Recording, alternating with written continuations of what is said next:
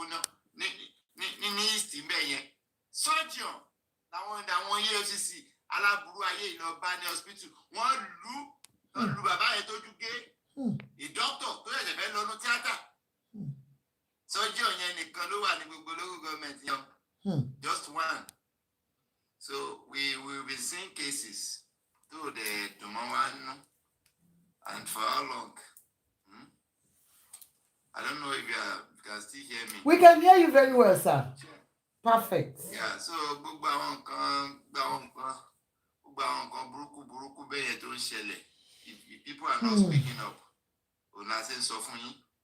Tí Nàìjíríà bá dáa, kò ṣe pa fẹ́ jẹ sọ́nítọ̀ la ṣe ń pariwo lójoojúmọ́. Ẹlòmíì bá tiẹ̀ bá mi níbi tí mo ti ń gbé àwọn èèyàn mi ṣe pé nítorí pé wọ́n ń support ìjọba burúkú. Wọ́n á rò pé bóyá gba ìyàwó mi ni àbọ̀kú mi lọ́mọ lọ. But still ò bá dáa, it will revolve around everybody. You are not immune to it. It's a cancer. You are not immune to it. Anthony Joshua bó ṣe lówó tó escape Nigeria ni. Wàláì. Ó l'accident nítorí pé tiẹ̀ tó jẹ́ èèyàn kan tó ṣe pàtàkì ló yẹ ká gbé síwájú ọkọ̀ ẹ̀ tó ti wà distress tó yẹ kọ́kọ́ gbé sí ambulance. But they can spend money on the highest bus for campaign. And they put this into your faces. Nobody is speaking up. Ilé ìtẹ́fí máa sọ̀rọ̀, wọ́n máa lẹ ní conference ní ṣọ́ọ̀ṣì ní ọ̀dọ́, ẹ̀ ní àgbọ̀nà ọbẹ̀ ẹ̀ máa tó bí 1,000, 2,000. But tó bá ti ń sọ̀rọ̀ nípa nation building, you just it's not your business. So please, coming election, let's wise up. At the end of the day, we have no other country.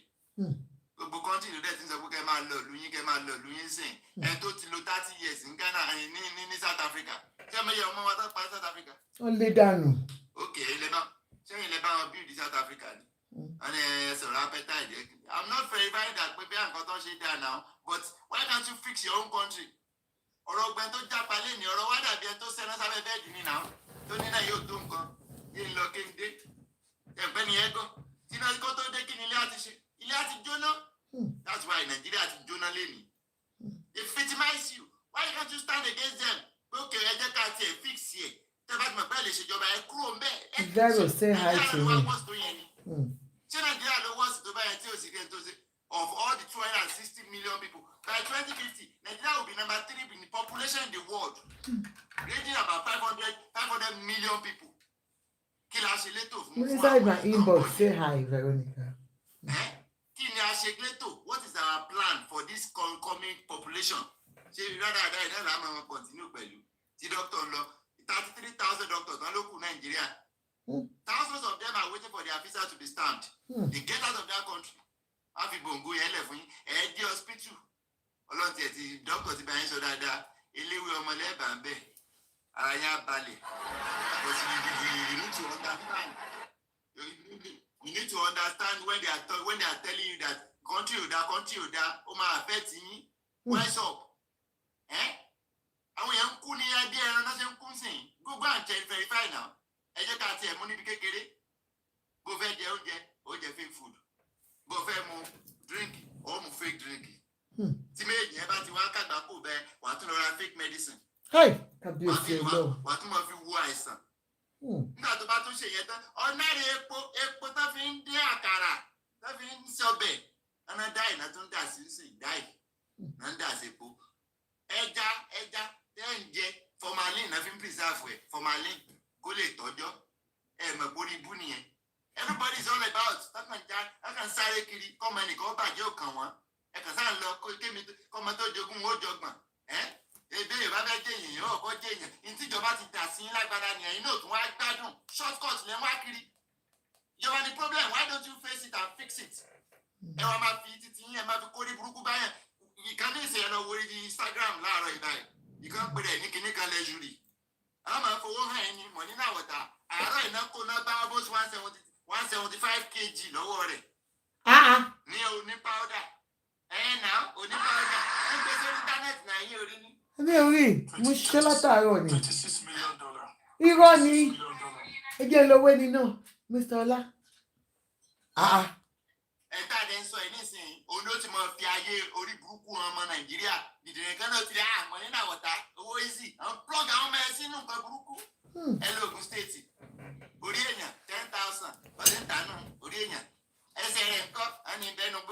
gbẹnu bá kó báàgì ta ló fà á lẹ́sẹ̀ ẹ̀ẹ́dà àlàáfà ló fà á yóò sì sàfà àjẹ́ pásítọ̀ he can't go through corner the country is not good why don't you fix it ẹ kàn wá sí support káàkiri àwọn àyè 5,000 5,000 ẹ tó gbọ́ 5,000 ẹsẹ̀ tí màálù fi ń tẹnu ìgbẹ́ mẹ́rẹ̀ẹ̀rin yẹn 200,000 náà ń ta Nàìjíríà bí ó bá wọ 300 táwọn kan fi ibi ṣe bọ̀kọ́tọ̀ fún ilé ọtí àwọn abára dáadáa yẹn lọ ẹ̀mí wá ń pín ẹ̀ ń sá ẹ̀ ń pé gbogbo èyí ìjọ ẹ̀ ti ń sáré tẹ́sán pẹ́ ń sá náà pé ọ̀rọ̀ Nàìjíríà yẹn ọ̀kàn yín kò sí tó kàn yín pẹ̀lú pẹ́ lọ dìbò ṣé ewé ata yín tata á dì average Nigerian 50 years náà fún yín ní wọ́ọ̀dù pé expectancy yín o tẹ bá di 50 years lọ kẹ́ ẹ lọ ṣe party ni kẹ́ ẹ dá nkárá gidi pé ikú oró ni ikú oró kí ni metrics tán kó jọ because you don't have good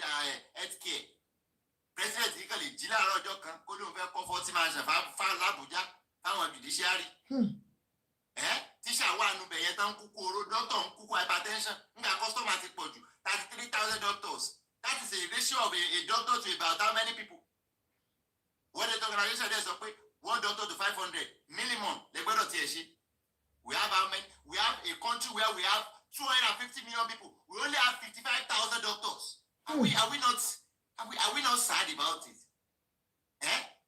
so gbogbo tí bàbá yìí sọ ń sìn ẹ̀ ń sọ̀rọ̀ pókè ò báwo náà ṣe fẹ́ invest nínú research ọ̀dọ́ gan graduate náà torí wọn bọ́ gbó nígbà bá kúrò nínú gbó tán lọ ṣe sọ́bù èyí bàyẹ̀ èyí tán náà ń bo níbi ìdìdìrín nígbà bá ṣe tán bẹ́ẹ̀ àwọn àlọ́ gbégbá POS ọ̀dọ́ ń graduate gbogbo olùdẹ́mi máa rí tọ́dọ̀ bá graduate wọ́n á pè é jókòó ní China bẹ́ẹ̀ yẹn but they will call you what is your project let's see how does this project solve humanity problem okay oya take 10 million go and do more prototypes ọmọ yẹn doníṣẹ́ nìyẹn o ọmọ yẹn ò jẹ̀yà mọ́ o bọ̀ èyí ò fi owó gbọ́mílẹ́tà rán ọmọ ní skul Nàìjíríà ẹ̀yà owó ẹ̀jẹ̀ gbèsè láti ẹ̀tún ti báyìí gbèsè síta ní ìsìn ó gbé scholarship lọ St. Lucia ọbẹ̀ yìí gbé lónìí wá ó ti ní wàá máa yáwó nísìn ìran yín jẹ gbèsè ńtọ́jú tó lọ skul ọ̀fẹ́ ọ̀wọ́n gbẹ́yìn ló bá ń gbé tó ti ẹ̀rí kó ló kàwé náà so nígbà bá gba gbogbo yẹn náà tẹ́ fi gbọ́mílẹ́tà gbọ́ ọmọ yín skul tán nígbà bá graduate ọmọ 21 years ní China ó ti ní factory tó ti ń produce aṣọ tó ti ń ṣe bàtà. No, he's not dead. The man is not dead, please. He's not dead. nígbà tó bá graduate ní tiẹ̀ wọ́n á sọ fún ni president wọn gbogbo offer loan wà bẹ́ẹ̀ 0.5% ìgbà míì gan kò ń tó bẹ́ẹ̀ yẹn wọ́n fáwọn ọmọ yẹn loan start your company interest 0.5 àwọn ọmọ yẹn wà ṣe bàtà wọ́n ṣe aṣọ ọmọ tẹ́yìn ní ẹran ní school Nàìjíríà tó graduate àwọn àna kó aṣọ yẹn ní bọ́ọ̀kì á ló ń gbé bẹ́ẹ̀lì àwọn ń ta thrift àbí kílẹ̀ máa ń pè é bọ́sikọ̀rọ̀ náà ní tí ò ra bọ́sikọ̀rọ̀ yóò ra tuntun $10 náà ń ta bẹ́ẹ̀lì àwa kò yẹyẹyẹ lórí TikTok ẹ̀wọ̀n yàn mí ẹ̀wò dí mi o ẹ̀wọ̀n ara san tẹ bá ti ra san ẹ̀rọ yàn mí o láwọn ọmọ táwa fowó náà school nìyẹn o ẹ wo bí ìjọba ṣe ń waste wọn they will waste natural resources they will waste mineral resources they will waste human resources.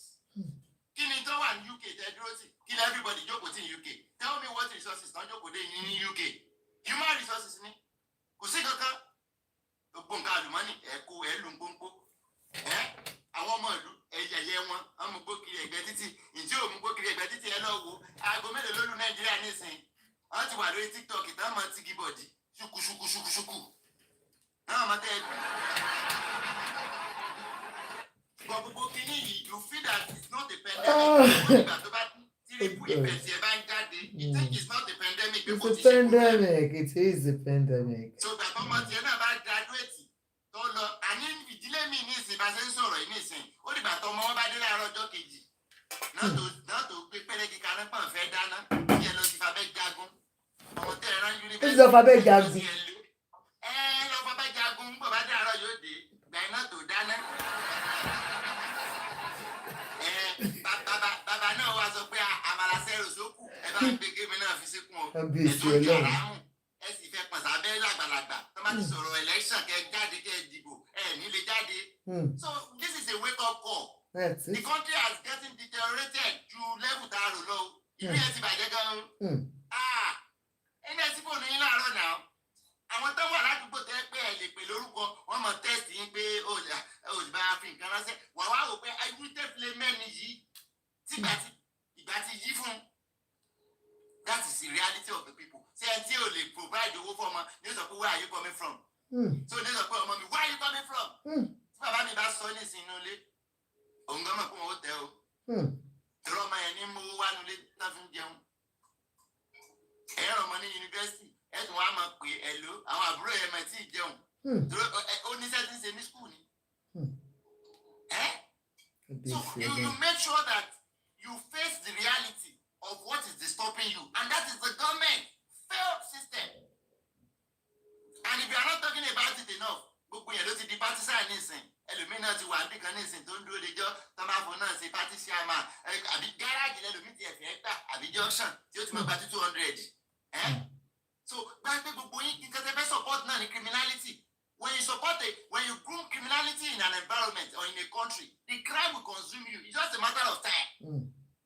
olówó kan láàrin oṣù mẹ́wàá kí ni ìwọ náà olóṣì ni èmi náà fẹ́ gun mọ́tò 2022 ó ronú pẹ́ nìkan ló ṣe ni wáyé kẹ́yìn ò ṣe produce ẹ̀ Nàìjíríà tẹ́gbẹ́ consume yìí náà ni consume yìí ni àárọ̀ ìmúwo news kan tó tiẹ̀ tún bomi sí mi lójú wọ́n láti máa sọ fún wa pé Indonesia wọ́n ti fẹ́ increase the price epo wọn epo pupa ọ̀nà ń kó Nàìjíríà so wọ́n fẹ́ increase the price Nigeria consume about 3 million tons in a year. Àwọn ta ní palm kernel lọ́dọ̀ wa. 3 million tons in a year. So if Nigeria consume 3 million tons in a year, they are producing just 1.4 million. Do you see the deficit? So now they increase price in Indonesia. What will happen to Nigeria? More die will come to the society because I'm missing die. Humanity ti kú lára àwọn èèyàn. So some people are consuming fake food, fake oil, fake this, fake that. And for Milo Nigeria, so me now, can I say UK? Milo Nigeria, man, no, the right asset to our Kosuga is lele. In the local Valais and you don't fight diabetes.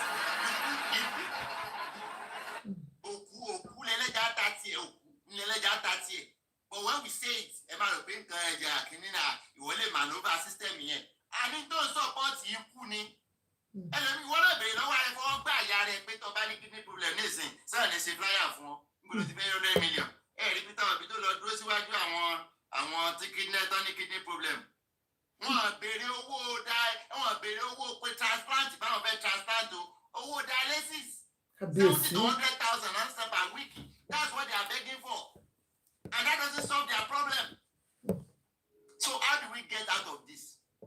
Why can't we have a government that will say okay gbogbo àwọn àìsàn burúkú bẹ́ẹ̀ wọ́n ní special hospital fún wọn gbogbo owó yẹn wà lọ́wọ́ wa o ìwọ tó bá ní kò sówó yẹn lọ́wọ́ wa 90 billion náà kan ní maka ọ̀dájú yín tẹ̀wọ́n ti bí àṣẹ ń jẹ yín tẹ́ tó ń jẹ àárọ̀ bàtọ̀sán àwọn ìyá yín lọ mọ́kà bàbá yín lọ o. Do you know what 90 billion could have done in our system? Okay, primary health sector náà fi kọ́. Do you know what it could have done? Ọ̀kan invest sórí education pé ẹ̀yin ọmọ school ń dẹ́ graduate tẹ́ ṣe dà. A ní pharmacist in their 200,000 in a year. Láti lọ ta oògùn tó ọmọ inú wọn ṣe ní China. Wọ́n wá wọ kóòtù tuntun funfun báyìí. Nínú ògbé kò sojú ní nǹkan gidi. I'm not saying that you're wrong, but you are just the consequence of a failed system. Chemical engineer bẹ, mechanical engineer bẹ, lè ṣe fáànù, table fan. They cannot do it. Why? Nobody is investing in education. Ilé ètò dé o tó yọ subsidy lórí education. School fees 30,000, ó gbé lọ 300,000, ó lóun fún yín ní lónù. Ìwé làbọ̀dé fún yẹn ló jẹ kó tó fògùn yẹn gbẹ́sì. Kó tí ń jẹun ọmọ bọ́ọ̀jì. So we need to understand what it means when 40 million children are out of school in Nigeria. That is the highest in the world. China and India, they have about 1.5 billion people. India, they have 1.5 billion population. They don't have 20 million children out of school. They don't even have 10 million. Why Nigeria? 40 million out of school. 150 million jobless. The one in Jimbe, but there will be video gallery. Yes, I'm only other son, you man, Oman, Quasson, I saw Ogbe alias here, alias here. sẹ́nu wáyà kí ló máa sá kó máa jí kó ló máa tà fún nǹkan. You know, wọ́n bá débi pé thanks you for the gift bàbá fèsì. Wọ́n bá débi pé wọ́n lọ ń yọ scar àbí ṣe báwọn náà ṣe títì. Wọ́n ní láti lọ pe ọlọ́pàá kán máa fọ ọlọ́pàá náà sọ kó sáré odò. Ṣé ẹ ti rí consequence orí burúkú tẹ́ ẹ ṣe? The government that has failed. So tẹ́ bá ṣe títì sí tẹ́ ẹ ṣe náà sí tẹ́ ẹ ṣe kámẹ́rà sí ẹ láti tún lọ mọ́ọ̀tì ọlọ́pàá sí kó máa ṣọ ibi tẹ́ ẹ bá yé àwọn èèyàn jẹ́ dé. Àní lẹ́kọ̀ọ́ lọ́dọ̀ yín bẹ̀ yẹn náà lọ ń yọ irin lábẹ́ bíríìjì a walking bridge bíríìjì táwọn èèyàn wà tán gborí ẹ̀ ó sì lọ ń yọrin scavenger ọ̀rọ̀ burúkú wà Nàìjíríà ọ̀nà ń yọ ojú ọ̀nà rélùwé wọ́n lọ ń yọ ebi ló ń pa wọ́n. No justification ibi kọ́ àní consequence ni wọ́n. There are consequences of bad governance. Yeah. No, just for you to continue. Is it possible, because I understand your flow very well and I don't want to cut it. Please, can you talk on what can even our own people, because what can our own people as well as awareness for them to even do in liberating themselves from all these things? Please. Oh, well, actually, when I'm making summation, I make sure that I dwell on problems and as well talking about solution. So if you have been listening to me, you will have heard that I've said it countless times that are we going to continue like this? Because number one solution of a problem, only for her to come here, gather people like this to all their to give out their grievances and hear out their opinions is number one solution to the Nigeria problem. Let's have 1 million people doing what she's doing. That is number one solution. Reorientating the people, informing the people. People don't even know why they are suffering anyway. Awareness. You just find out that they wake up, they couldn't find a good food to eat. But do you think it's cheap in Nigeria to afford a good meal? Do you think it's cheap? The common rice that Nigerians are consuming, have you taken it to the lab to know the content of what is inside the rice? Have you even tested the spaghetti they are eating? Have you tested all the foods? The NAFDAC itself, what are they doing? Oh my goodness. My bitch be going to deteriorate today.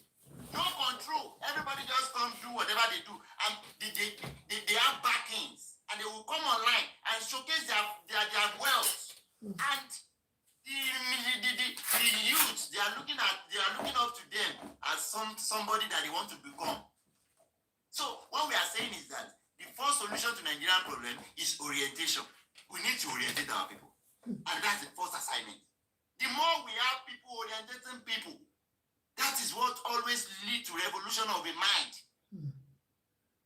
And to back torí ẹ pé òní lọ wò pé kò ń gé orí ọmọ èèyàn kó lọ tà ní 10,000 now. Orí burúkú ló dé bẹ́ẹ̀ náà. Àwọn nǹkan tí ó bá ń gbọ́ àwọn kìíní àbí tẹ́ bá ń wò báwo lẹ ṣe máa ń feel? How will you feel? Kéèyàn kan máa lọ fún ẹ pé ayé láṣẹ ká tó sọ̀rọ̀. Òṣèlú ò bá gé èèyàn ò lè gé èèyàn. Èèyàn mélòó lẹ́nu mọ́ọ̀sì jẹ wèrè? Níjọ́ tẹ̀ tí ń gé èèyàn náà ọ̀rá mọ́tò 0 mileage. Tòkunbọ̀ yìí náà ni. Not to have a domicile. Thanks for the gift, Jerry. Babala. No matter where, yes, I am the rich boy. I tell you, pẹ̀lú mọ́tò Tòkunbọ̀. Àwọn ọmọ tí ò tó ẹ náà wà tán wà jáàmù. Tí ẹ wá lọ gbá pánù. Tán gbé ránṣẹ́ sí wọn lórí omi. So we need to orientate our people. Let them know that when you build a good nation, when you have a good government, let them know that a bad government is a cancer. It's cancerous. So how long we continue to do that, then we now get to the point whereby people are ready. What happened in Osun State? It's a good revolution. People stood and said, okay, we don't want this. They stood by their votes. And they ensured that they seat the person that is doing good for the people. They will still come out for him. That's the way they do it. So if he's going to do good, in 4 years,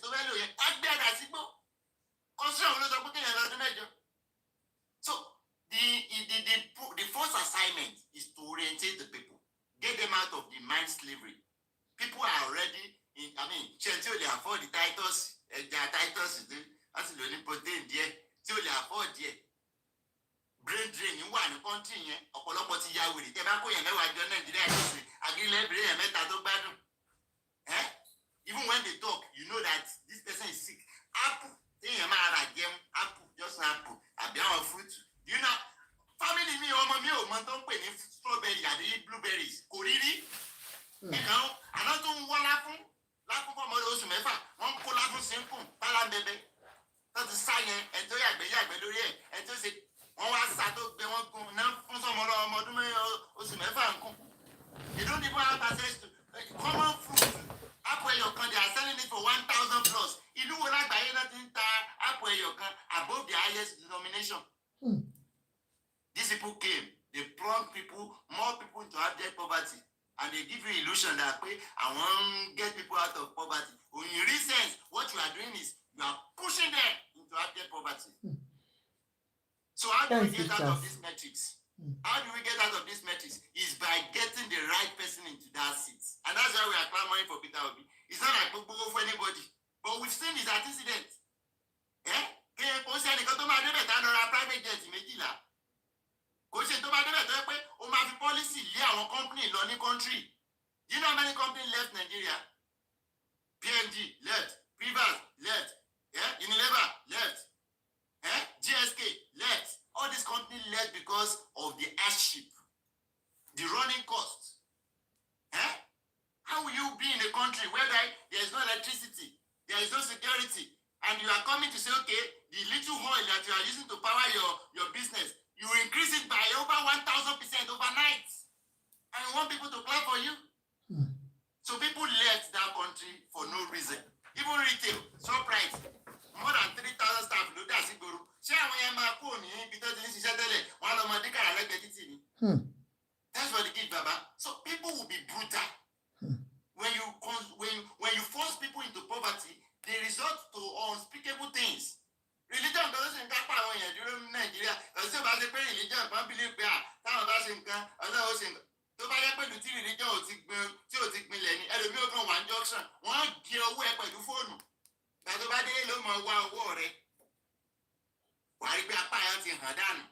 Àwọn èèyàn lè wá mọ́tò gidi kọjá mọ́ ní gbòòrò ń sìn. Òkò náà ń sọlù mọ́tò tó bá ti fún wọn lówó. Is that the country?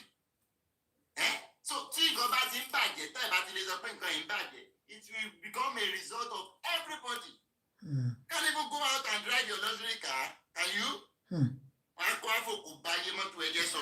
you will now know that when we are shouting on top of our voices and saying that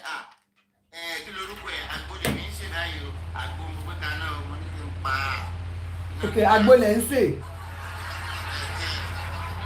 Back to life, back to reality.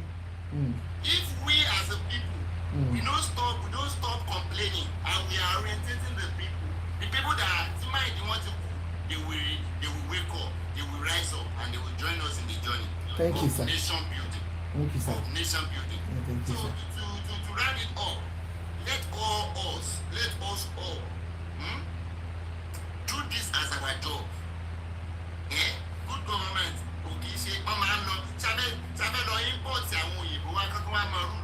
Láíláí, àwa náà la máa ṣe fúnra wa. Àwa náà la máa ṣe fúnra wa náà. Nínú òyìnbó nìyẹn ṣé wọn náà rí bí ogun ẹ ṣe rí? Ṣé mọ̀láyíkà kan ló bá wọn tó ni? It is some people that they said that okay, enough is enough. Àwọn náà ti get it back. They have get it back. How many years ni China to get out of their problem? How many years? What did they do? Gbogbo template yìí ló ti wà káàkiri àgbáyé. Ordinary Ibrahim Traore, 35 years old. Go and look at how he turned around this country. The same time as Tinubu jọ wọlé now. Òun parí ọ̀nà bíi 5,000 kilometres. Ẹ̀yin wà lórí coastal road. Alágbára. Coastal road tó ti dáwọ́ ẹ̀ dúró. Wọ́n náà ṣe 60 kilometres. Wọ́n lọ rán àkàrà fún ọba yín ẹ̀ lọ sí títì. Sí títì ní 2025. Sì jọ̀wọ́ bojú. The same títì yẹn náà ti lọ yọrin tán bẹ̀ ní ìsìn ojoojúmọ́ rárá rẹ̀ sí àwọn èèyàn tá lọ yọrin. So that's around there up. It's our duty to get a good governance. And when we get a good governance, everybody will live a peaceful life. Thank you very much. Tí ló yẹ bá dáa fún gbogbo wa ni. Tí ò bá dẹ̀ dáa, mo rò pé olówó dìdìrín. Kò sẹ́tẹ̀lẹ̀ wọ ẹ́sẹ̀tì wa. Àwọn wà sórí ọlọ́pàá tó ń sọ ẹ́sẹ̀tì yẹn ni ó sílẹ̀kùn fún wọn nígbà bá fẹ́ bá fi ẹjẹ́. So Thank you very much, sir. Thank you. And sincerely, when you look at it, ẹ wo ògògó ta ló sick lẹ́nu yìí sìn tí wọ́n ṣe ń bẹ̀bẹ̀ pé táwọn wá ní tó máa bá wa gbé lọ sílùú òyìnbó tó jẹ́ pé India ló máa ti ṣe àti ẹ̀ ní anything cancer research ní Nàìjíríà tó yẹ pé wọ́n ti ẹ̀ ń ṣe gbogbo nǹkan yìí ni ṣé láwọn hospitals tó lè look after àwọn tó ní cancer ni àbí ànáwọn nǹkan tó máa fún wa ní diagnosis àwọn kìíní ni. These are things that we are clamoring for and I hope we'll get there very soon. I wish Ogogo all the best. Any other person? Yeah, okay, go for it. Yeah, go for it, please. Okay, sir. Láti dáhùn ìbéèrè yín, one of the things tó interesting me láti I have little time, is one of the things Dr. Temi mentioned. I just want to throw more light on that area. So yes, there's a cancer center in Nigeria. Cancer center one in Lut, one in Taraba. But one thing Bukini to fall back on is not about the machine or the equipment. In your machine, when you have a country that does not value intellectual property, human capacity, human resource, that country is going down. When Tinubu came in and they were alerting him that doctors are going, do you know how many doctors actually left Nigeria just within 2-3 years ago when Tinubu came in? Do you know how many? It was more than the ones that left during Buhari time. Because one week everything was like it's gone. It's gone. So what am I doing? There are centers. There's a cancer oncology center. There are others, but I want to look at oncologist, oncologist to less experience, MRI to Yamosi, and to a residency to the oncologist, MRI Yapo. Doki, about 4,700 left to UK alone in 2023. Understand? UK alone. The problem is I said it on one podcast that I was invited. I said there's a serious system failure in Nigeria. And it's not one system. And who is the system? The government. They make the system. So there's nothing you will talk. When people talk about let's talk about the people. If you see, the government can control the people to do right. Everything still falls back to the government. But when you don't have a working system, a working government, there will be problem. I want to talk about Dr. Temi. You see, a lot of people that are phytomedicine practitioners like you, they always think that most doctors do not want to hear them or do not want to hear about natural medicine. The truth is that some doctors do not want to hear about it. And why some doctors actually are not just even hearing about it, they are codedly or they were even born with it, they are quietly using natural medicine. You understand? The reality is just that even in modern practice in developed countries like Canada, like the US, you understand, like the UK, they use natural medicine. They use natural supplement. In a way, they will check with their GP or check with their primary care physician that I want to get this. I know it's over the counter, but should I get it? They will say, yes, you can. Will it affect my BP medication or my diabetic medication? They will advise you. Do you know that somebody called me, a friend called me that the mother actually came to the UK and she was having, hyperglycemia. And when I checked, they said she had diabetes type 2. Now when I checked, I did everything. We actually discovered that she was not diabetic. So who placed her on metformin? Who placed her on Gluvid and Duane in Nigeria? So what she actually had is pre-diabetes. So you see, there are issues within the system. Now, I want to really talk about what Dr. Tim was talking about. I understand. Firstly, I just want to pass this information for general knowledge. See, Dr. Temi, one of the ways natural medicine can grow in Nigeria is when phytomedicine practitioners will not condemn chemo, will not condemn surgery, will not condemn medical standards, and look at how to integrate and where they will come in. You understand? And everybody has a research gap to fill. Everybody has a gap to fill in medicine. Medicine is very broad. You are doing phytomedicine. Do you know that I know about homeopathy? Do you know homeopathy? Do you know when I see some people that are herbalists, they're not even medical herbalists. Divine grace, thank you. Herbalists. You understand? And they claim that they are naturopathic doctors. I laugh on naturopath. They are not even natural. Go to the US and see who a naturopathic doctor is. They are medically trained the same way. The way you have MD, that's why you see them having ND or DC. They have the same curriculum. The difference is the treatment methods. They did the same medical biochemistry, anatomy and physiology, the same histopathology. They did the same immunochem. They did everything. So that research is there's Nigerian Institute of Medical Research, Yaba. It's more like, to me, it's dead. Look at Nigeria. We have Ministry of Health and Social Care, but Nigeria's social care system is dead. People don't know that Nigeria has our NGO, our Tony Foundation, Luwa Wambe. The foundation ni social care. Social care ni. I want to do NGO, NGO don't feel social care system in Nigeria. And there's a federal ministry. Go and check federal ministry. You see it's Federal Ministry of Health and Social Care or Social Welfare. That's the and there's a department for social care. Okay, how many states have incorporated their social care system? So there's a big problem. There's a systematic system failure, long-term system failure, and the current people are making it worse and worse and worse. They don't just care. So the reality, I just want to see, natural medicine is good, but even the natural medicine, there's a problem. There's a problem, and the problem is no regulation. No regulation. I think that's where the problem comes from, because of the regulation, and people are talking about it. And it's not, apart from regulation too, sir, dosage too is another problem, because people just take it imminently and you don't even know what and what should not take.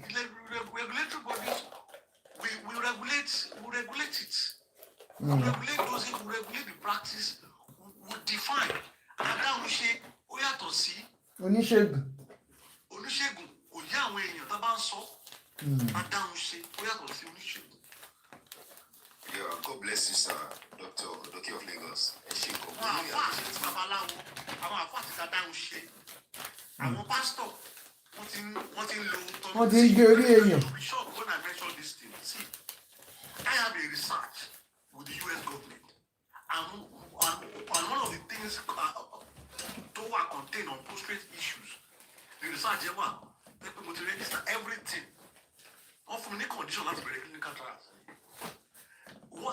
Something in a tropical zone, outside the Colombi, on is saying lower. You can only get it in that area. You can only get that particular plant in that area. In the whole of zone here, you can only in Africa, you can only get it in that area. Do you know that I have been to Paris? Like conference. I brought something. There's a detox that I only give to my patient alone. You see this cancer? Go and see what people are talking on research on ivermectin. Go and see. People don't do research. Go and see what the global standard on cancer. Sorry, the king of Lagos. The king of Lagos. Am I supposed to people don't do research? People don't get information. They don't look for information. Yes. Please, because some people don't do research. Don't come Lara. You understand? So the reality is that, Dr. Temi, it's not that I don't understand what you're saying. I understand. But one of the key, just have it at the back of your mind. And one of the ways natural medicine. You see, I've had position, I've had position that to supervise a lot of like natural medicine affiliated body in Nigeria. I won't bring more. There's a problem in that area. There's a big problem. There's a big problem. But Nigeria has the resources. Nigeria has the phytomedicine. The best one will for you. I will go to Nigeria. You'll be shocked. You'll be shocked. Oriata lásán, oriata. Pákò, ìyèrè tafin ọ̀tọ̀ ní pákò. Àwọn ìyèrè yẹn lásán, àwọn chewing stick yẹn lásán. They bá mọ àwọn phytochemicals tó wà nínú ẹ̀, active, bioactive ingredient. That's what they call it. They call it bioactive ingredient. Tó wà nínú ẹ̀ lásán, àwọn specific. But when you come as a natural medicine person and say that even that will be possible. It's highly concentrated. No, I'm just giving you. No, I'm not talking about you. I'm talking about the need for regulation. You see that point now? The need for standardization. The need for regulation. You understand? The way you are doing natural medicine now. You can never see me and my own body and as an organization that we formed as a phytomedicine. There's a guy giving. There's a guy. He came to this line because of me now. Yeah. The guy won grants.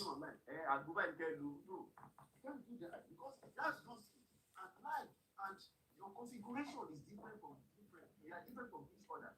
What are the criteria? Doctor, who is the guy that came because of it? Let's see him. No, I saw him shadow. The guy, I just wanted to tell you what the guy does. See, the guy, he grant go man. The guy is a farmer, but now he's producing ginger, garlic around Abekuta.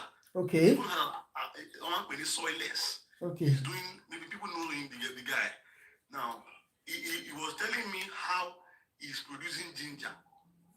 Ginger, Zigimba of his name. He's producing garlic. Our Nigerian garlic and ginger is one of the anti-inflammatory, strong anti-inflammatory, natural medicine. That you have advised us to be taking. Yeah. That's to be a dose. Doki, what's your one crisis some years ago? She wants to revive it, Padani. Yes, it's revived. What is revive? What is revive? To the money market, but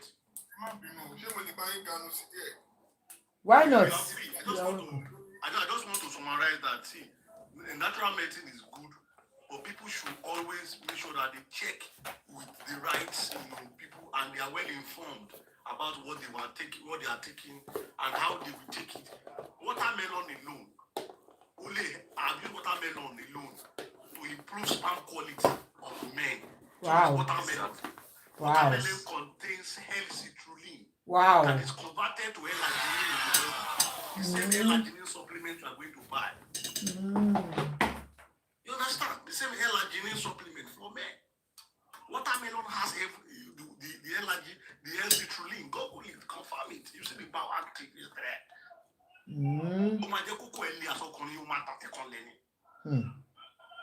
What are you talking about? So the realities are natural medicines are good. But we just need more else. All of this boils down to system failure. I give the mic. Thank you so very much. Thank you very much, sir.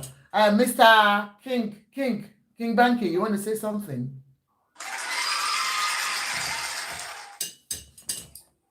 Sorry, Yos, can I quickly say something? I have to leave because I'm on the system. Okay.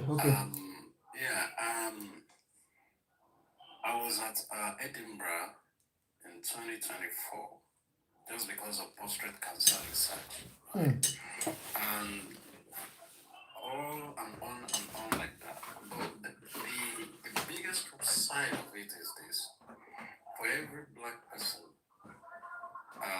on the average of 1 to 4, there is always a symptoms of prostate cancer, especially coming from 40 years old. So if you are above 40, go to hospital, do a check for prostate. No crime about it. If you have some symptoms coming out that you don't understand, go to your hospital, go and do a checkup, go and do a test. If you're abroad, say you have free to maybe NHS For or PSA, it's called PSA. PSA, yeah. So please do all these things. Afraid of 1 to 4 black person do have it. And you know, one of the things that will help us as a black person is our food that we are eating. It will have helped us a lot. Our food, the food that we eat, so it will have helped us, but all these things become contaminated based on different type of things. Look at everything that need insects or fly before they can get to their maturity or before they produce their food. See what is going on with them. With injection, all the stuff, all the stuff. I don't even want to go to that area because there's a lot of things coming up there. So please, let's look into that. And another thing, when it comes to all this regulation, because that's the father of them all, I don't know the type of money that you're looking for in the name of these people are not up to standard. But in the name of but that's Sunday. Just to approve your organization are the detriment of some people, thousands of people's life. And you think that you don't care that it can even come to you or your family. It's so sad. So I think is high time that Nigerians should stand up on their feet like see.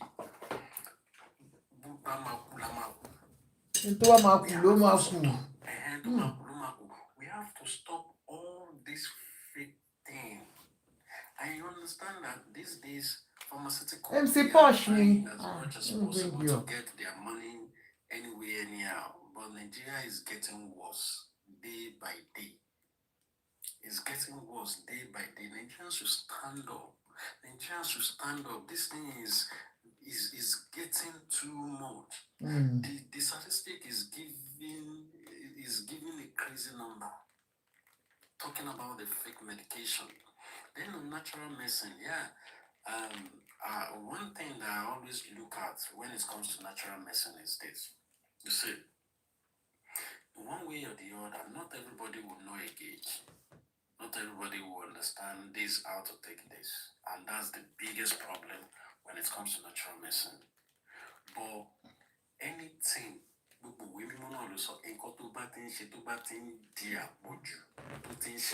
will see the effect in your body. Naturally, you will see the effect in your body. Stop it or you reduce it.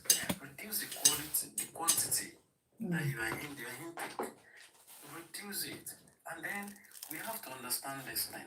Even water is a medicine.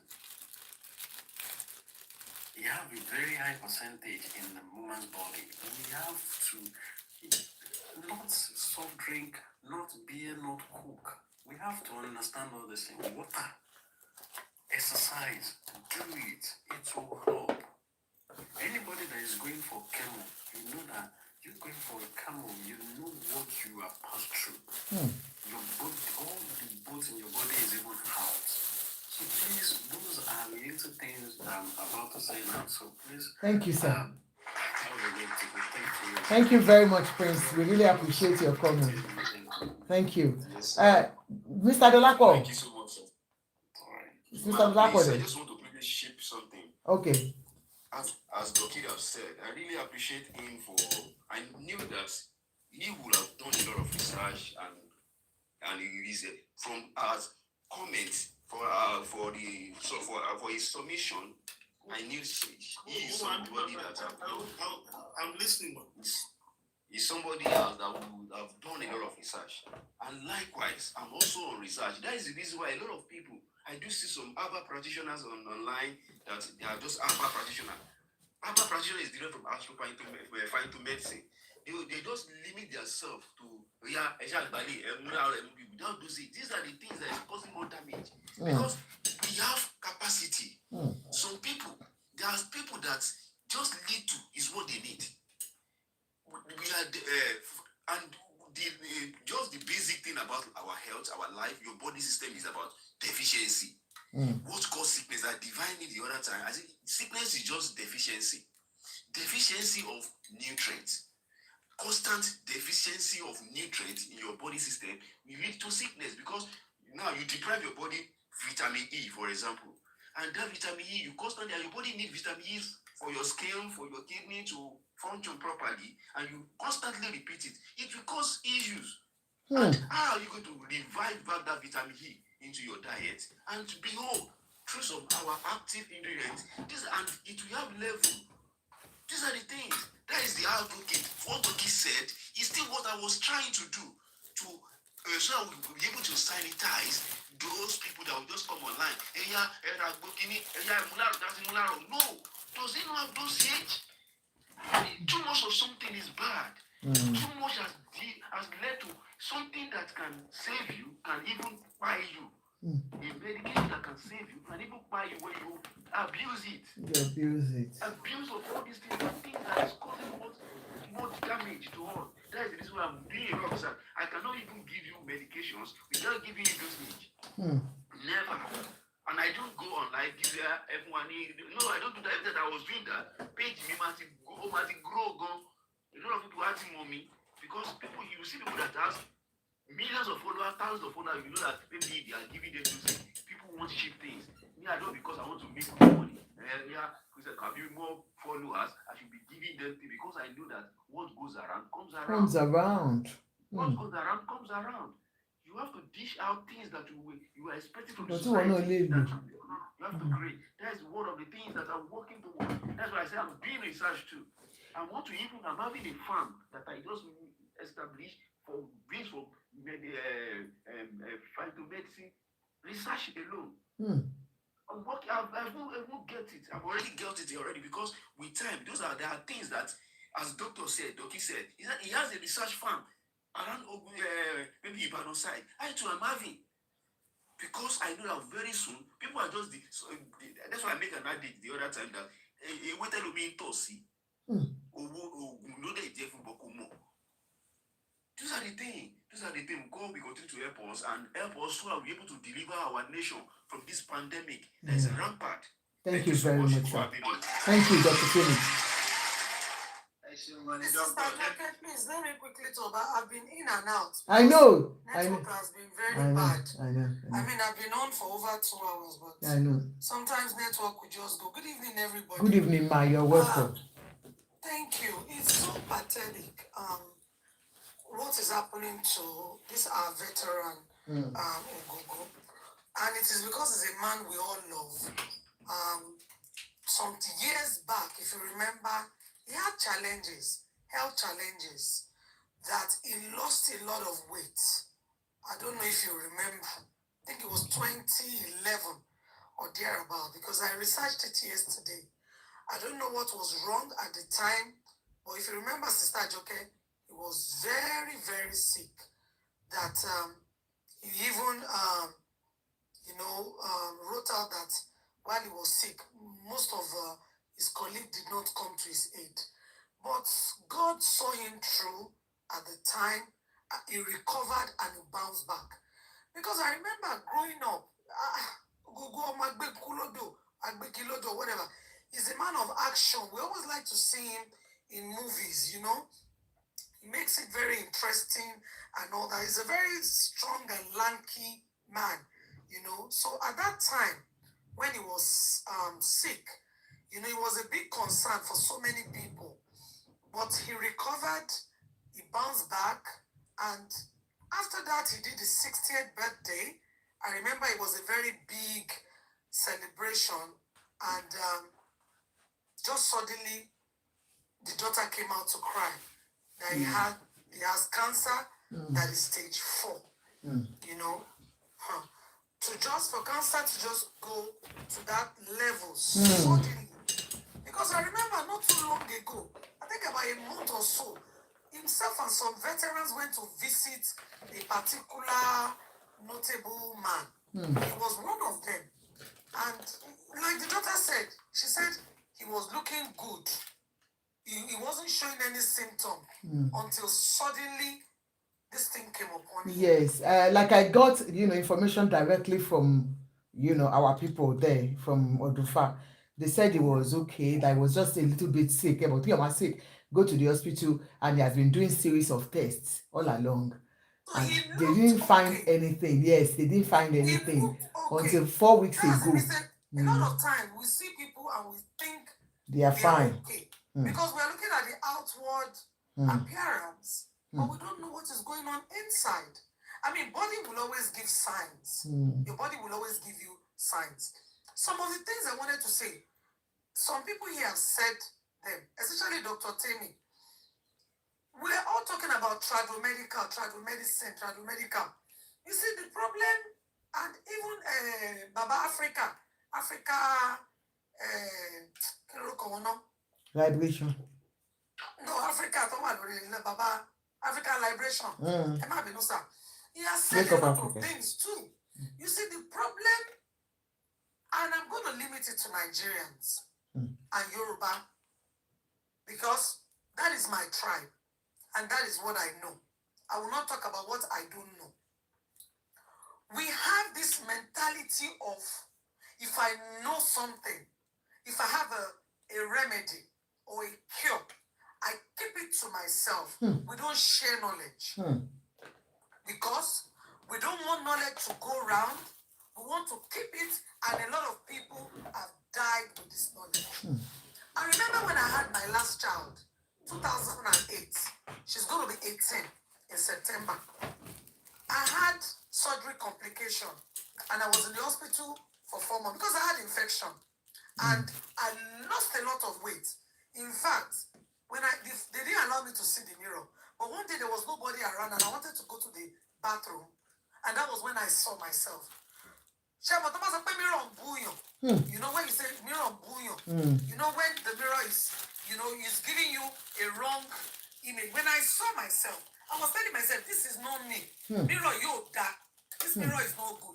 Because I could not believe that was me. That was you. That was how bad it was. Then I remember one of my bosses came to visit me with his uncle, an older person in the hospital. And he said, can you do the share way? Baba mi ni egbo kan. To ma ja fun wa eyan ti eje ba ngbe lara e. That somebody losing blood, that is a particular leaf that when they boil the leaf is as red as blood.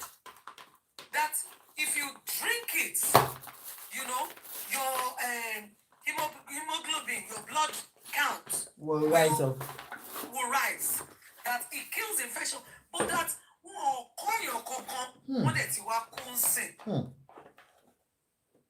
all these medications, antibiotics, acetaminophen, paracetamol, they are all from plants and herbs. They are all from herbs and plants and animal. Where are they getting them from? But you see, Oyibo, they will do their own and write books. There are records. Dr. Temi talked about dosage. The problem we have with tradomedical is that there is no dosage. So by so doing, you may overdose. Maybe you go to a cup because there is no record. I want to know about what to do.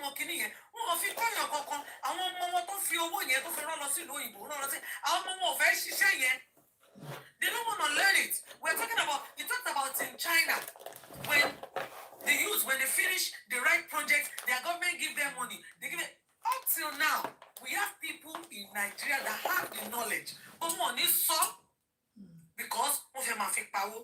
By so doing, originally you know she tradomedical sin. Originally she drink in the water.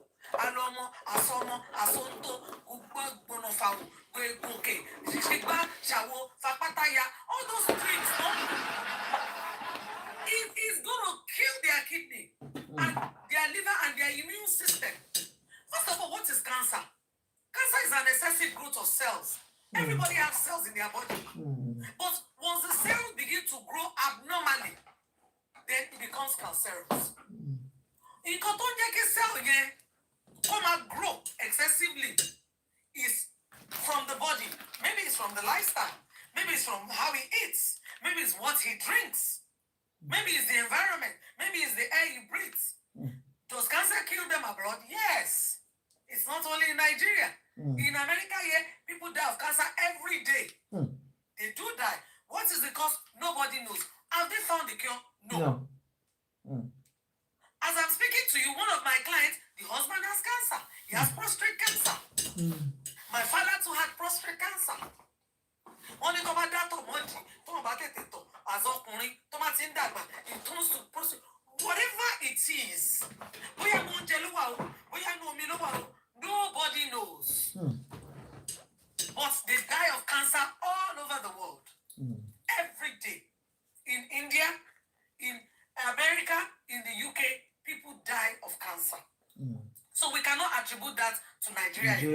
But abroad, they still manage patients. They manage it. They will still try to prolong the life of that person. But Cherry Tradomedical in Africa, we have herbs, we have roots, we have so many things. There was a time I practiced it. First of all, I stopped drinking. I don't drink soft drink anymore. No Coke, no Fanta. I stopped it. And I realized the day I stopped drinking all those soft drink, my health improved. As we are speaking,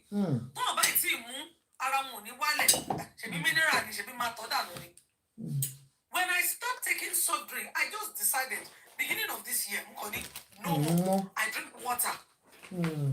That's why when it says water is medicine, and I know that water is therapy. And if you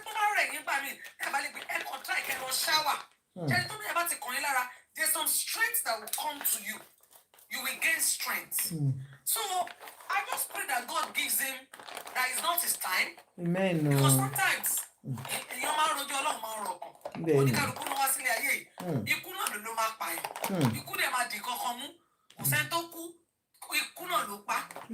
there's always something. I just pray, but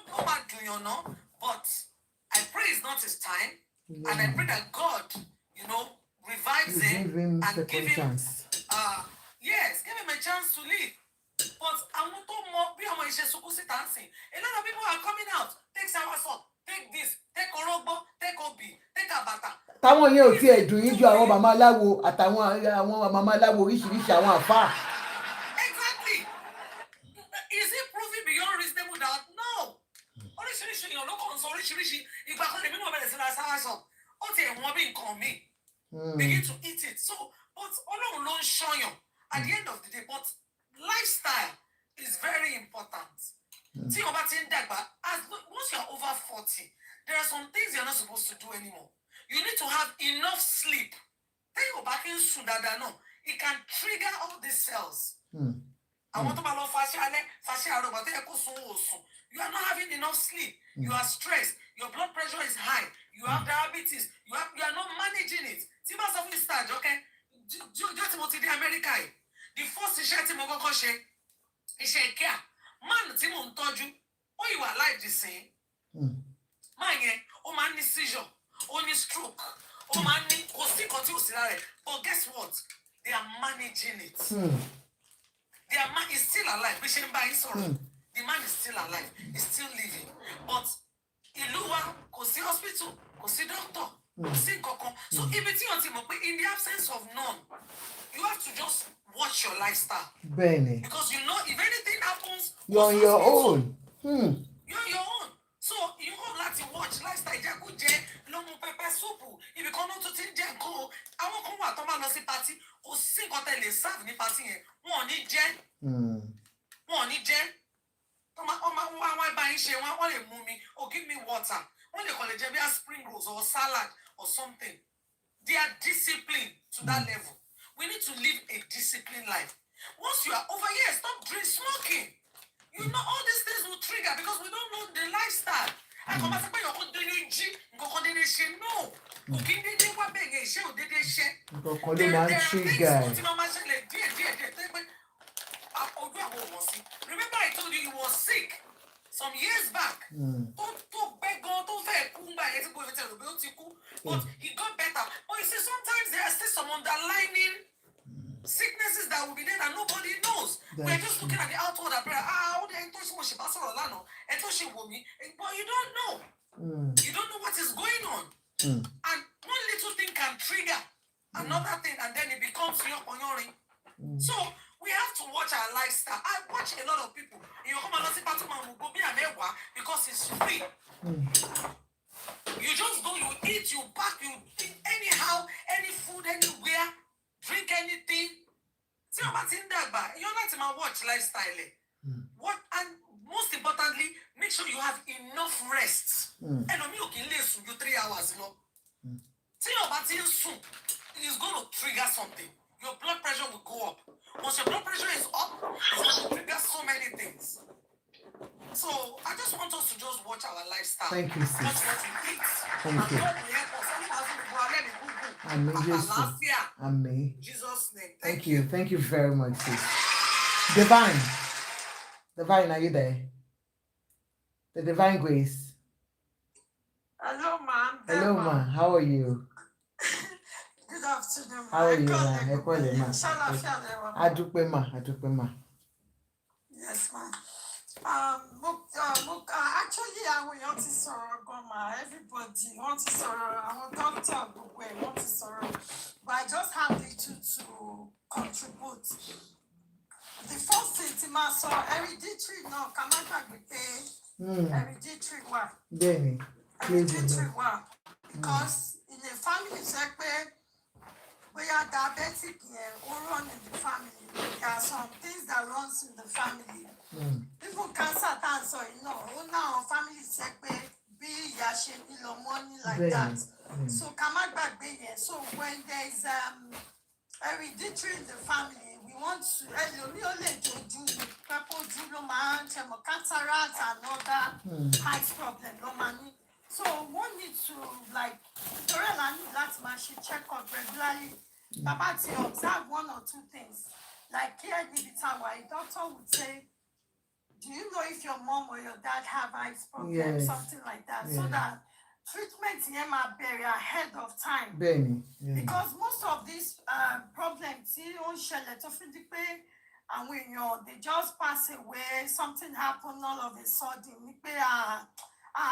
Check up regularly, especially in Nigeria. Biru Lumbi, you have to go maybe 2 or 3 times a year, depend on general checkup. Then they will know where high blood pressure, high. So treatment my berry. So that's the one I want to talk about. Thank you very much. Yes. We come out. Then another one is what's around natural herbs and all that. I grew up, my grandma died at the age of 120 years. Grandma, but the rotting bacteria, because grandma knows much about herbs. The unfortunate story waiting grandma herbs here, your country own family. I want Mr. Odley. So, but people say why you learn our coconut grandma to take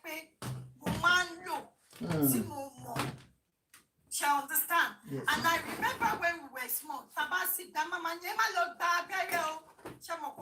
Sickness, no man, la burial, so man, never look bad burial for my people. A man who had go, my friend, I'd go near. He shot to Luffy raise while that's kicking that back. Africa, then you want that bow, you want the people on tablets and all that, but I carry and bonico. They see like banye.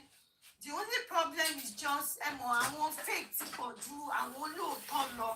Just like mommy told sọ̀rọ̀ tán ní sọ̀rọ̀ tán máa tán sọ̀rọ̀ sí àwọn herbs yẹn ó wà but àwọn míì jẹ́ pé wọ́n pẹ̀ ẹlòmíì kan fẹ́ make owó ni ẹlòmíì dẹ̀kẹ̀rẹ̀ bí rèmi sì ó láwọn information tó yẹ kí n túmọ̀ ju eléyìí lọ tó yẹ kí n tẹ̀ máa help àwọn èèyàn fún but because of the age mo kéré ń gbà yẹn yóò but mo. and bọ̀dá olè tó tún wá lọ jíwèé mọ́ mi sí ìwé girama bọ̀dá olè ní bọ̀dá yẹn olè ní bọ̀dá. because mo bèrè lọ́wọ́ ẹ̀gbọ́n mọ́mì when grandma pass later ìwé yẹn kan grandma yẹn ẹ̀gbọ́n mọ́mì pé àwọn ò tiẹ̀ rí níbi tí grandma fi sí so àwọn kan ti jí yẹn gbé but even me irú clove ó dáa even tó ń jẹ tá à ń ṣe afẹ́sẹ̀ ọbẹ̀ ní garlic kankan yẹn is very medicinal ó dáa even garlic yẹn kéèyàn kàn tẹ blend ẹ̀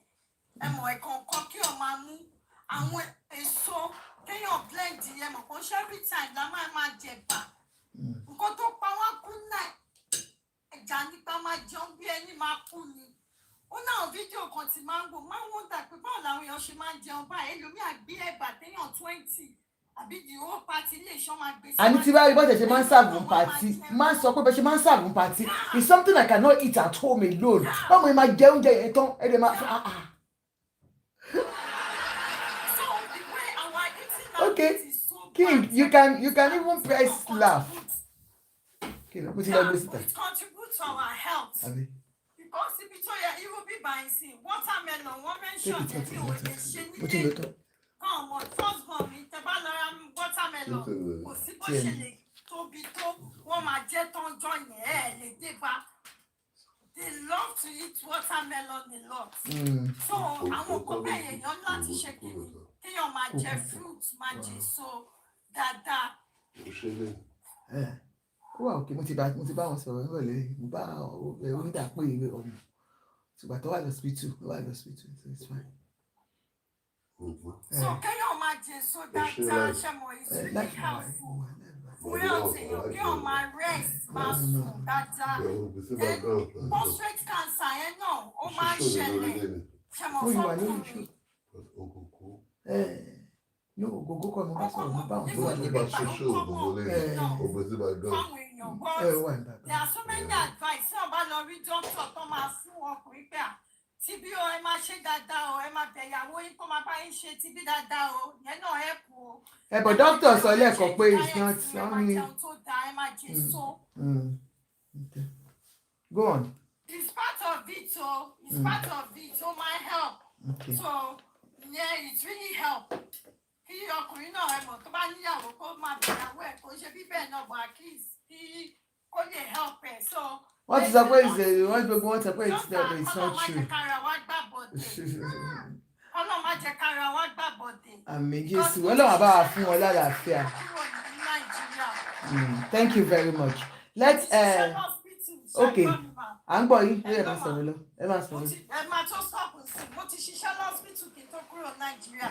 Mo dẹ̀ rí situation tí ẹ pé lady yẹn breast cancer ọmọ kékeré kò ju 18 lọ. Tó ti ní breast cancer. Ibi tí problem dẹ̀ máa ń wà ń gbà mí làwọn doctor wà. Ibi tí ẹ̀kọ́ ti lọ operate ẹ̀kọ́ ní àóyá ọ̀tá lọ fún surgery. The one lady wọn ní recommend surgery yẹn ọmọ máa fún wọn lógún. And in that case ó máa affect breast growth ni. The more is growing, the more the kidney affects it. So that's the problem. So this is so general. Thank you very much, ma. Thank you, Divine. King, the first one will attack. King, are you there now? Mr. Delapo. Okay. All right, Mr. Delapo. Okay. Yes, sir. Yes, ma'am. Yes, sir. I can listen to this audio. Sit, Kenny. We are 1% away from understanding the relevance of agriculture in this country. I was coming yesterday from Ogun State. You need to see the numbers of white people growing food. Why my brothers, my Nigerian brothers and sisters, they are busy investing in this people's country. They will come to this country, they will buy land cheaply, they will grow food in it, inflate the price, and sell it back to you for that tax. See, let me tell you, if you think the 5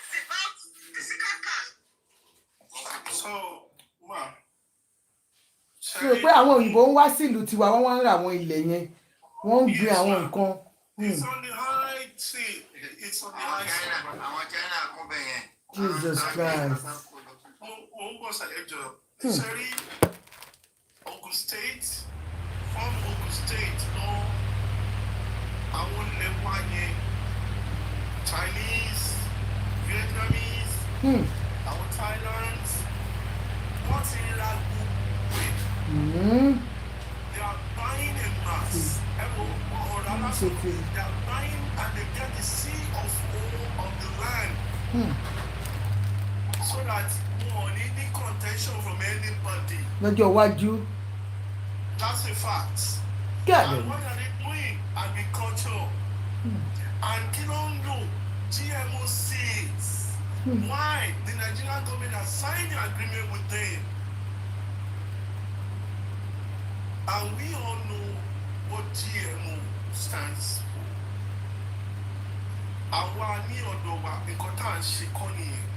A máa ń gbìnlẹ̀ à ń tí ò tilẹ̀ ni.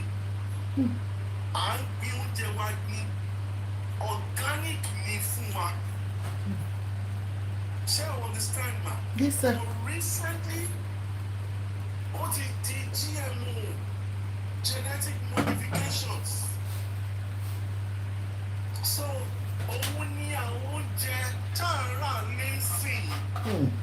Because àwọn tó ń tilt, àwọn tó ń gbin nǹkan nílẹ̀ wa, àwọn òyìnbó wọ́n ti yapa síbẹ̀. And kò sí ìjọba kankan tó ń watch wọn because wọ́n ti sign agreement pẹ̀lú wọn. Ezra, if you go around sorry, it's on the rise, right? Recently, kò ń ṣe bẹ́ẹ̀ tẹ́lẹ̀ ní Nàìjíríà.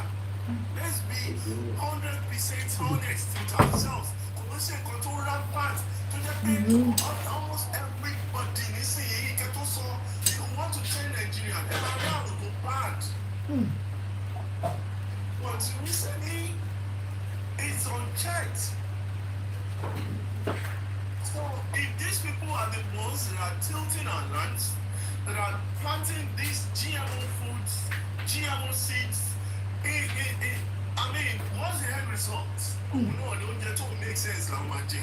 Watermelon, need seeds. Also, need seeds. Apple, everything about Muslim or Shukon, or you are Bushin, or what they know you that you could see, come honest. Àwọn stores yẹn tẹ́ bá lọ ra wọn the same watermelon tí àwọn ọmọ mi sọ tó bá gé wọn lè rí síìtì nú ẹ̀. Bẹ́ẹ̀ni. And gbogbo àwọn kan yìí that means they are not natural so they will have an adverse effect on us. So tábà padà sílé alákọ̀ọ́tẹ̀ ṣe rí ìyẹn kékeré ní ti bàbá yìí. Ẹ bá ra àwọn èèyàn pẹ̀lú kíndìnrín.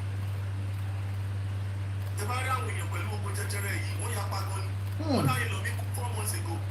Over now, you guys are not over stage 4. Until manage stage 4. Doctor continues to relate it. So I know what him they need. Doctor to pay me, stop spending money. She good. Go can it shut or to shut down. Over here, my doctor in seconds, this is in your leg. Okay, doctor. This was just 4 months ago. My own mother, you know.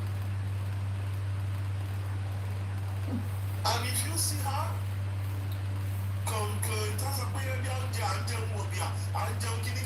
no, slim, well, really, look really good. So, donation, into nothing, should be at the, someone who knows around us, it was not 2 days ago.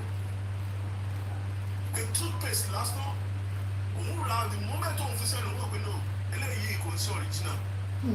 What's the last one that you toothpaste? So, can you imagine a common person? Can you imagine the masses to pay little resources, no need? So, now we don't so that don't ever and shall because it was about one billion. It's a fact, man. It's a fact. Yeah, but they will say sugar coating. And then we have the hospitals in Nigeria. Chairman, I suppose we're equipped, right? Is that true? For where? The doctors are stressed out. Hmm. The nurses are stressed out. Over what? What corner auxiliary nurses ló kún bẹ̀. One corner because the number of people there working, they not enough for the number of patients coming in, and then that had failed. So somebody like me, I always stand and say, I blame our government because maybe only control don't go in no expect ìjọba gbogbo àwọn agencies wa. Yes, so they should do their jobs. Mo jẹ believe pé ẹ̀kọ́ ti ṣe kí tó lè lọ sọ́jà kí tó lè wá ní mo lọ́rọ̀ ilé mo lọ́rọ̀ àyè mo expecting pé wọ́n ẹ̀kọ́ ti go through the normal channel like once ti approve ẹ̀ pé yes all for consumption. Esma, do you know? Because I mean I have full knowledge about farming. But I'm about àgbàdo kan wà tẹ́ pa àgbàdo ẹran ni. Ẹran nìkan ló lè jẹ àgbàdo yẹn, àgbàdo normal àgbàdo. Wow. But fún ẹran, yes. But mo ti rí àwọn èèyàn wọn tó jẹ́ tó lè fi pé àgbàdo èèyàn ni no ẹran ni. Àgbàdo ẹran ni kò ṣe fún èèyàn. Ó ní bí tí èèyàn ṣe rí. Ọtí ó kú kódà ó kú ìlú ìgbótàwà yìí. irọ́ ni o. Yes, I'm telling you. ní kí àgbàdo. Yes, ma. Sorry, nǹkan tó ṣẹlẹ̀ sí bàbá yìí kọ́ unfortunate but lórí kìíní Nix babe request. I've been here. Nix babe request. Shall understand? Yes, the family brace up. It's as simple as that. Oga o. Yeah. To the family, brace up. That's the only thing. Anyway, like the latest news we got is in the theatre, courtesy of Senator Yayi, who has said that the cancer center in Lekki should take it over and so hopefully it will be fine. Yes, ma'am. They will be fine. Emma stage 4, ma'am. Unless you might be stage 4, cannot diagnose. One is stage 4. I say just few months more, and you know, like I said, care of brace up. I know people don't want to what's already paid here, so long. The wives are hiring here. So the day we were talking about it, they was like, look on take family and take brace up. Stage 4. Because when it gets to that stage, Thomas is diagnosed really up to be stage 4. That's it. The next thing is I want the that's it. So thank you very much, sir. Thank you.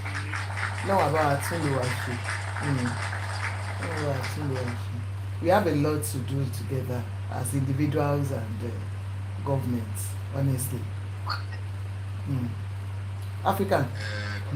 I commend everybody to Soro. Then Dr. Timina Soro and then the Doki of Lagos. The connection between the two of you is that you have all raised alarm on what our problem is and how we get out of that problem. We just rally around one solution, getting a sane leader, sane government. Because the government are the one that can bring the gap between you both. Yes, baby, you said I should bring you up, but you are not requesting. At the Tridomedica, at the Montana, she medicine, go immediately. It is the government that will put in, is it training? Is it regulation? And that's why it's in developed world. Most of these people that they say, okay, we have hospitals, some of them are private owners. But what we the government enforce is the regulation. Regulation. Nigeria today, people are walking trains on streets. ìjẹta iná sì mú bàbá kan ṣe lè bílíò pé sawdust ló lọ ń rọ sínú nylon tó ń tà ní àbúrò ìpàdé. ó ń tà ní kíni kí ló fi ń tà. àwọn tó máa ń ta àgúnmu ó dẹ̀ ń ta sawdust fáwọn èèyàn. mikra ló fi ń polówó ẹ̀ láti arrest ẹ̀ níjẹta náà. jésù. sawdust àárọ̀ tó wá kó sawdust ibi tó ti ń fá pákó náà lọ mú yà Jesus. lọ kú bẹ́yẹn àyà máa tẹ̀lé wa lọ́sọ̀ọ̀sọ̀ ká ẹ má jẹ́ wọ́n tó ti dá sawdust sẹ́nu lọ lẹ́ni kìíní gbogbo àríkèríkè ara lóní òṣìṣẹ́ fún Jesus Christ.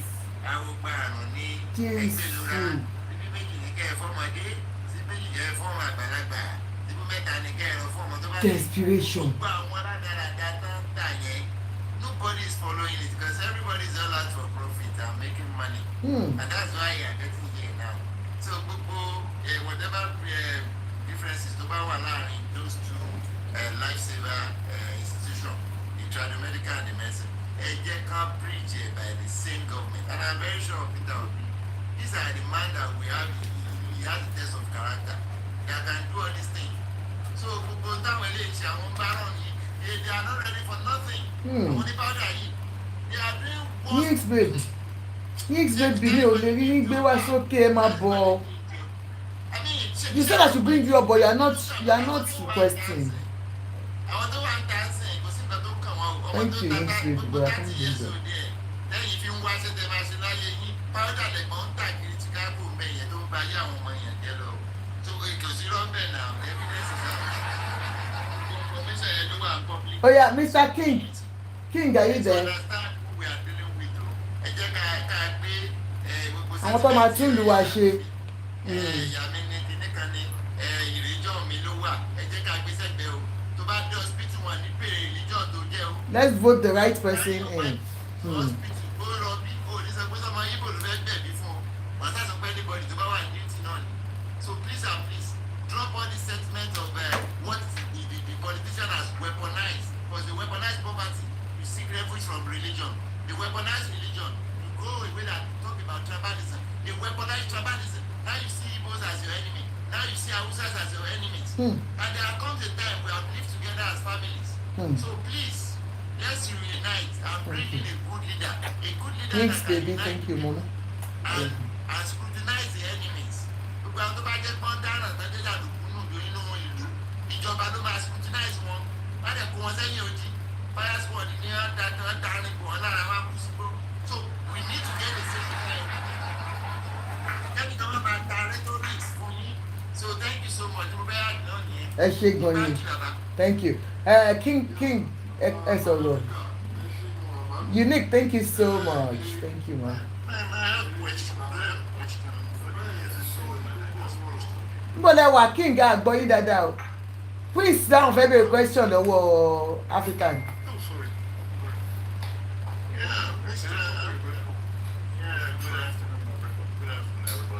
Said something now. We're talking about cancer and stuff like that, and then you end up in bringing something that has name from my own point of view. I don't want it to take it personal. That has nothing to do with what we're talking about. It has something. We were talking about good governance too, sir. Yeah, Please, maybe because you're just coming in. And then you made mention to me, Peter Obi is the only one can do it. Do you know how successful our government is? How the government govern people successfully? Are you asking a question? If you are asking a question, you can just drop your question directly so I can answer it. That's what I asked. Okay, before please, you can ask him question, but please, can you allow Kimbanki to talk first, sir? Please, 1 minute, then you can. Please, because I think you're going back to something else. Yes, sir. Okay, mo gbogbo wọn. Okay. Wọ́n ní kẹ́ sọ̀rọ̀. Mr. Prince, wọ́n ní kẹ́ bèrè question. Yeah. Do you know what it takes for a government to run a country successfully? Let's put, for example, here in America, we have a president. Most of American presidents, I would say all of them. None of them have ever been a medical doctor, but they are able to cure diseases. It's not because he's the president and he's able to kill, but you have to put people that qualify, that knows about medicine, how diseases is being prevented. You have to put them in a position. Don't say, oh, he's the one that can do it. Obi cannot do nothing. So if you take that one off your mind, put in the right person that will surround himself with able people, qualified candidates, qualified people that have the interest of the country. That is the main thing. Don't let us just be drifting around and say, oh, let's put Obi there. Anyway, you are not asking a question. You are not asking a question. And it's very sad that you are in America. If Tinubu would have been in America, will you be here in the first place? Because the appointment that you are saying that Obi cannot do it, then Tinubu is the best thing that can happen to Nigeria. Is that what you are trying to tell us? That Tinubu is the best thing. After Nigerian day love now, Tinubu is the best thing. You know what? Take your bags. Hold on, sir. Take your bags tomorrow. I will pay for your ticket. If you can afford it, pay for your ticket. Go to Nigeria. Log back to Nigeria there. Obi cannot do it. But Tinubu is the best. He can continue. Last year, Tinubu budgeted 218 billion into X sector in Nigeria. He only released 36 million. So the handkerchief, a big glove for hospital. And you are here in America. American government in budget for X sector. Do you know how many people are in dialysis in America? Do you know how many people? And they are getting cured every day. You don't spend infrastructure. And you are coming here to tell us that Obi cannot do job. Has Obi become a president before? Show me is a president, really. Dofinigbe cannot do it. You know, when you come on public space, you want to condemn somebody. We have seen what Tinubu has done. I'm a Nigerian. I can criticize Tinubu. He's my president. So you cannot tell me what to say and what not to say about Tinubu. Because we all have seen what he has done. So when you come on public space, whatever you are benefiting from the government, you keep it to yourself. Or else you get dragged. Now I'm saying, see Nigeria, face that one your face. Go any problem. We say you to call us hospital. Be any bomile and eroni. What is solve problem, man? But he has to know the governor. He has to know the yayis of yayis before he can be soft. Ola ya daddy no Ola ya no daddy o ro lórí títì. Ó gbé furo lọ sí di omi nbe yẹn. Wọ́n ní kí ló dé tẹ́ gbé ẹpọ̀n lọ di omi. Ó ní ẹ ṣá àmọ̀ pé ńgbà tó ń sick. I want to know you can call anyone. Do you have to know people? Do you have to get, you need to get sick and must know somebody before you can get ill in Nigeria. Is that the same case in America that you live in?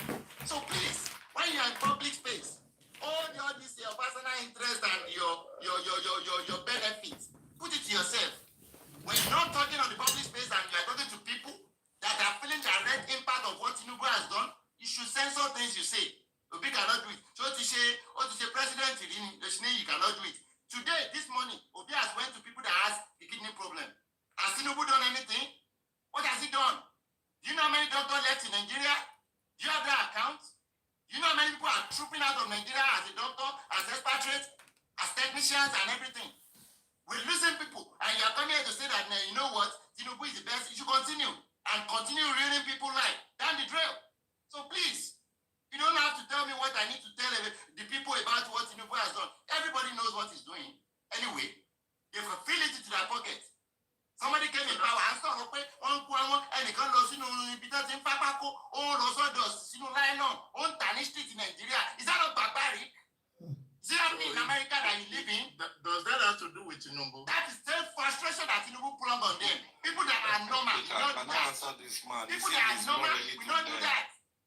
Let me talk to him. Let me give him an example that happened where I live. I don't get it. I got a girl in where I am. Mi ò ní purọ́ kò yẹ kí n sọ kíní ìjáde. Ọmọ yìí, ìgbà tí mo lọ ilé tí mo lọ bá tí, ó lóun máa sọ kíní kan fún mi. Mo ní kí ni ẹ̀? Ó ní òun ti sọ fáwọn ọkùnrin wọ́n dẹ̀ ti sá lọ. Tèmi náà bá dẹ̀ fẹ́ sá lọ kí n sá lọ. And he believe we take off one of our breasts due to cancer.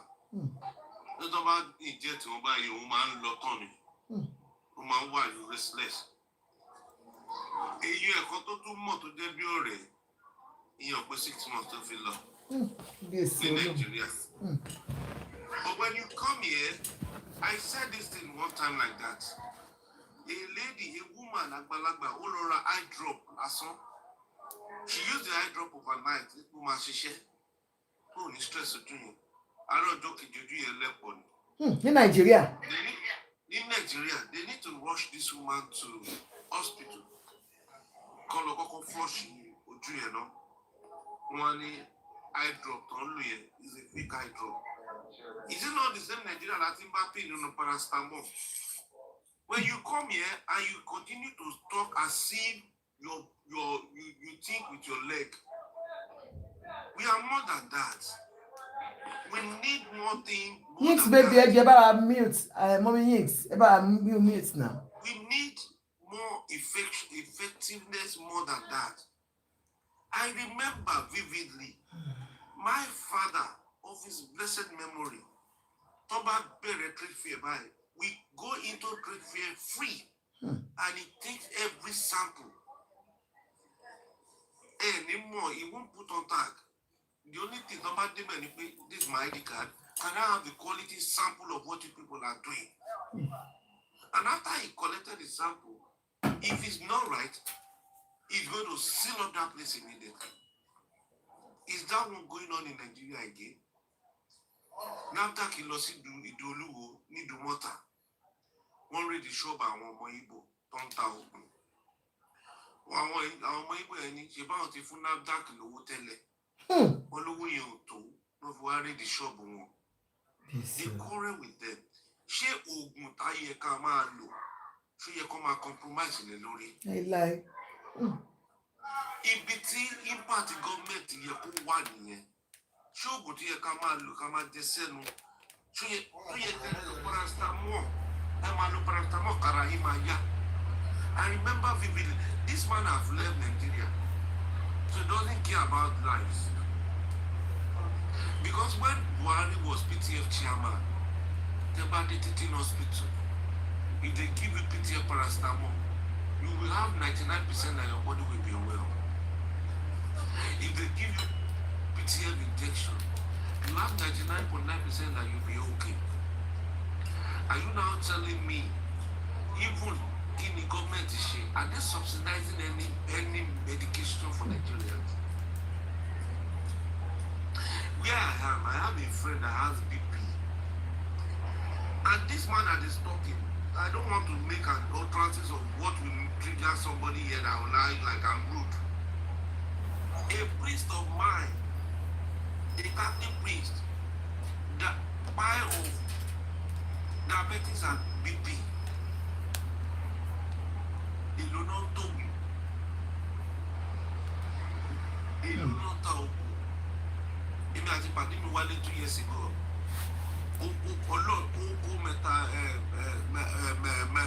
for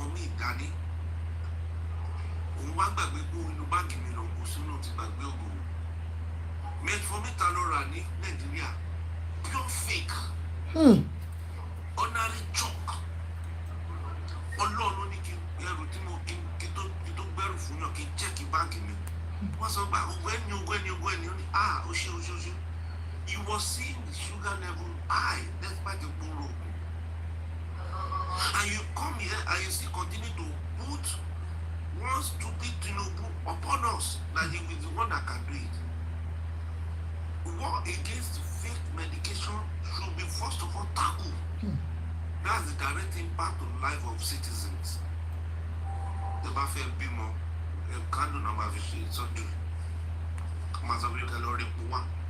Does that one make sense at all? So, Yayi, he will not survive. But she 5 months ago. I know Shimrara. Because it's part of those people that went to Costa Road to do video. But also, do this instead of this. You say no, Costa Road don't tell you, look, Mama Siphon. And you live in that America, you are collecting correct medication. You are getting good treatment from a GP, and you came here and you are doing as if you are not enjoying there, may Nigeria happen to you where you are because you don't have human feelings. Please, you have 3 weeks ago. I'm asking on Friday. Lori kini medication or no on genuine medication. There were bad Tinubu sọ̀rọ̀ nípa àwọn direct impact tó yẹ kó ní fún life àwọn citizen. Ẹ̀yin náà lè jẹ́ kí Tinubu ronú. Bọ́tẹ̀ bá ń bá wọn sọ̀tọ̀ ọ̀rọ̀, wọ́n máa rí pé kò sí ọ̀kankan lẹ́yìn àwọn. They need to do something. 100. But when you people in America come out and you talk jargons, wọ́n ní ronú. Impossible buzi, King Charles, òun náà ní. Kìíní kan náà ní tiẹ̀ náà wà bí 3 ní bí 4. Bẹ́ẹ̀ ni wọ́n ti pé wọ́n Ó diagnose. tẹ̀sí wà láyé ìyẹn kan pé rúmọ̀ ẹ̀ last month àbí 2 months. Bàbá ẹ̀ náà wà láyé ó wà healthy. And they predicted that the guy pé ó máa kú ní 2 months ago lọ ló máa kú ni. Because they have given him the correct treatment supposed to have. Ẹ̀yin ò ṣe láàánú èèyàn lójú bá ẹ ṣe yí olórí burúkú báyìí náà. So agbọ́dọ̀ mọ láyé agbọ́dọ̀ mọ Ṣèyí Tinubu agbọ́dọ̀ ká tó ní good health facility. Tẹ bá gbé èèyàn lọ, tẹ bá rọ́ọ̀ṣì èèyàn lọ dìgbàdìgbà lọ loot. Mi ò ní purọ́ fún yóò kú ni ẹ máa gbé jáde ibẹ̀. Òkú ni ẹ máa gbé jáde ní loot. Because ẹ tó gba bed ẹ máa tip. Ẹ tó rí doctor ẹ máa bẹ̀bẹ̀ ni. Tó bá lówó. Ẹ bá ti lówó báyìí gbàgbé òkú náà máa gbé wá. And then so this is what you're saying. To say you're not saying, then the wind is one thing, eh? And I'm by you, about if you're bad, you shall. Ẹ ti fẹ́ bínú ni, ẹ má bínú. Ẹ má bínú. Yinks baby, ó yẹ sọ̀rọ̀. Ẹ ní sùúrù, ẹ jẹ́ kí Yinks baby, ẹ má ti bínú Santiago. Ẹ jọ̀ọ́, ẹ má bínú. Ẹ jọ̀ọ́.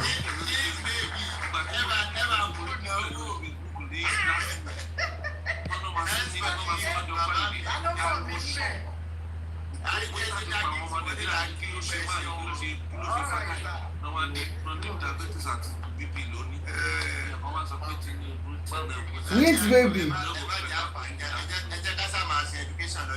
Ẹ jọ̀ọ́, ó yá ẹ má ti fà jẹ, ẹ bá mi Yinks baby. Ẹ káalẹ́ mà, ẹ káàbọ̀ mà. Ẹ má bínú ẹ kó lè dá là ń bá kà.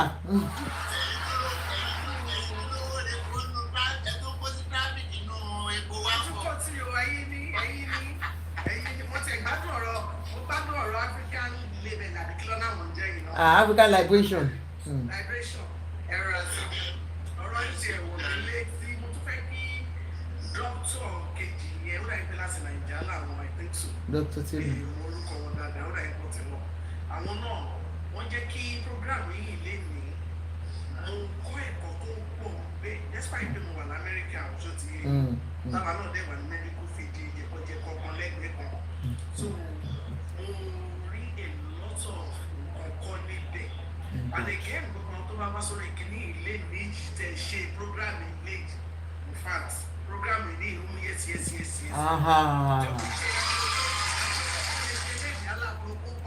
Àṣekélé ni. Health anybody ni. Bẹ́ẹ̀ni. Ṣẹ́rí tí Mr. Ogogo yìí Ọlọ́run á fún wọn lálàáfíà Ọlọ́run á jẹ́ kára wọn yá. But èmi believe pé stage 4 cancer yẹn ó ti dogun ó ti dọdẹ. Ọwọ́ náà nìkan ló wà. Wọ́n máa sọ̀rọ̀ tó máa dàbí ní pé I discourage. wọ́n máa tọ́jú àwọn ará àbí ìgbà àbí àwọn because client wa kan tẹ́bi náà ń ṣiṣẹ́ fún ó ní pancreas cancer níbí báyìí woman náà ti pass away sí di 2 months ago àwa làwọn ń tọ́jú ẹ̀ àti kí ara ibẹ̀ ibi tá ti ṣiṣẹ́ wọn jẹ́ ká tètè mọ̀ pé nǹkan tó ṣe nìyẹn lẹ́tà bá gbé ìwé wọn tá à ń ká yẹn àtètè máa mọ pé ókè level báyìí wọ́n tún máa fẹ́ fàyọ ní pé irú cancer ti ìyá tí mò ń sọ yẹn tó bá toilet ẹ̀ lè dúró mo máa ń sá wọn tà máa mú fleet gbogbo yàrá ẹ̀. Ó máa ń gan. Ó ti dé stage pé stage 4 tó jẹ́ pé gbogbo intestine ti bàjẹ́ ó ní odò fẹ́ wá ó ń jẹun o ó ń jókòó ó ń rìn lọ dáìnì á lọ jẹun o bẹ́ẹ̀ tó bá dé fún toilet mo láti wà pose láti bí nurse mi wá nǹkan tí ìyá ẹ̀ báyìí pé ìfà tó ti sú mi ó ní stage báyìí ló wà gbogbo intestine yẹn ló ń bàjẹ́ tí ó ń yà tí mò ń gbọ́ òun yẹn kábíyèsí mo ọlọ́run. láti máa bèrè lọ́wọ́ àwọn swiss nurse tó máa wá fún wọn ní morphine abẹ́rẹ́ tó máa fi jọ́ọ̀tì ẹ̀mí wọn kíákíá tó tètè máa lọ ó ṣe mi ò lè wà infected ó ní náà ó ní náà ó ní ara ìlú tí ń jáde nàìjíríà bó ṣe wà yẹn ká padà lọ sílẹ̀ health system nàìjíríà kò dáa irú ọmọ tí tèmi náà ń sìn mí láti lose wọn bíi 2015 kìíní la máa ń nílé wa blood pressure la máa ń ní mo dẹ̀ sì ní ìyá ìyá tó wà ní 92 nsìn ìyá ìyá mi sì wà 92 so wọ́n ti ní àwọn lọ sọ́sítù wọn nígbà ìyá ń dún àwọn wọ́n sì wà nàìjíríà ń gbà yìí ó yẹ ẹ lọ sọ́dọ̀ dókítà ni ó yẹ ẹ ṣe máa lọ ìgbà tó yá ọ̀nà ìbì kan wọ́n ṣe lóṣòdì wọ́n ní mi kí ọ̀ torí ìgbà ìyá wọn máa ń palpitate ok ẹ lọ síbẹ̀ nígbà tó dé all the tests tó ní wọn tí mi ò fi ra wọn ṣeré all the tests lọ ṣe ní mi kí ọ̀ ó ṣí sóṣòdì táwọn èèyàn ń lọ yẹn India kan gbogbo wọn ń bẹ̀ ni ọ lọ sí mi kí ọ̀ yẹn bí ẹ̀ márùn lọ ṣe gbogbo test fún wọn wọn láwọn ò rí pé wọn ní heart surgery wọn ní heart problem àtọ́ wá bá sí New York wọ́n wá bá sọ́dọ̀ ní Texas nígbà yìí wọ́n bá ní àwọn fẹsẹ̀ gbà ṣe mọ̀ fáwọn ìyá yẹn ìwọ ní chemist wà wọ́n ní chemist lọ́nà òkú chemist òtún tó jẹ́ chemist. níbi báyìí. wọ́n lè ní dentist díẹ̀ ṣé mo mọ̀ fáwọn òfìrà wọn lè kọ́ sí chemist èmi lọ sí hospital lọ́la ẹ tẹ̀lé mi lè ṣó ń bẹ̀ kò tí ì níwèé ẹ ṣáàjì àlọ́ gbogbo bó bá ṣe máa jẹ́ ìgbà kan débẹ̀ níbi lè fi pé dókítà mi dá mi lóhùn wọ́n lè bá mi dáhùn náà lóhùn pé ok kí ló ṣe wọ́n lẹ́sẹ̀ ẹ̀rọ understand lákàn sí àwọn hospital wípé tí òun ṣe máa jẹ́ ti tẹ̀ kò lè lọ when there is anything new amẹ́ríkà ká máa fi wọ́n hospital yẹn wọ́n general hospital tó jẹ́ pé hospital tó kò lè lọ working tí ò tún ṣe máa jẹ́ sí àwọn pípọ̀ yẹn láti pè ní after 10 minutes pé ẹjọ́ ta ni client yìí tẹ̀lé wá wọ́n lé mi nì wọ́n ní do you know your mommy want to pass away right now? Jésù. mo pariwo ara mi gbóná mo fẹ́ máa tọ̀ sára ẹgbẹ́ pass away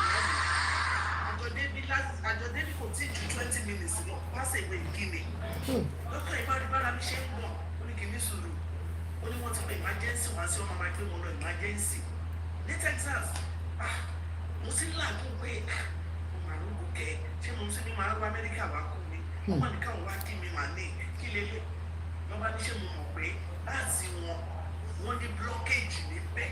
Imagine. ìtàwọn ò lè operate ẹ̀ níbí. ṣé wọ́n máa ń lọ sí hospital ní Áfíríkà ní Nàìjíríà wọ́n náà máa ń lọ. mo bá sáré gbé báàgì wọn mo bá ní dáàsì tó ṣiṣẹ́ sí last month lé ní mi kí o wọ́n ní Indian òyìnbó yẹn sọ fún mi pé Indian wọ́n ti mọ àwọn tó jẹ́. mo ní yes ó ní this ó ní wọn ṣe test tó yẹ kó náà nù wọ́n tún ní 500,000 ló fi test yẹ kó tó wà o mo sọ̀rọ̀ 2016 wọ́n ṣe ní òkè o lọ́ọ̀dù ti fẹ́ máa lọ sórí heart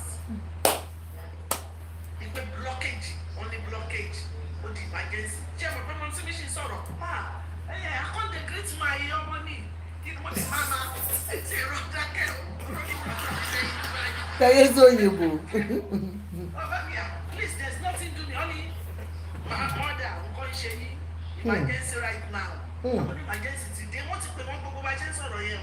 Wọ́n ti dé pápápápápá. 10 minutes wọ́n ti lọ emergency. Wọ́n ti come back in the next 15 minutes. Ọmọ heart attack.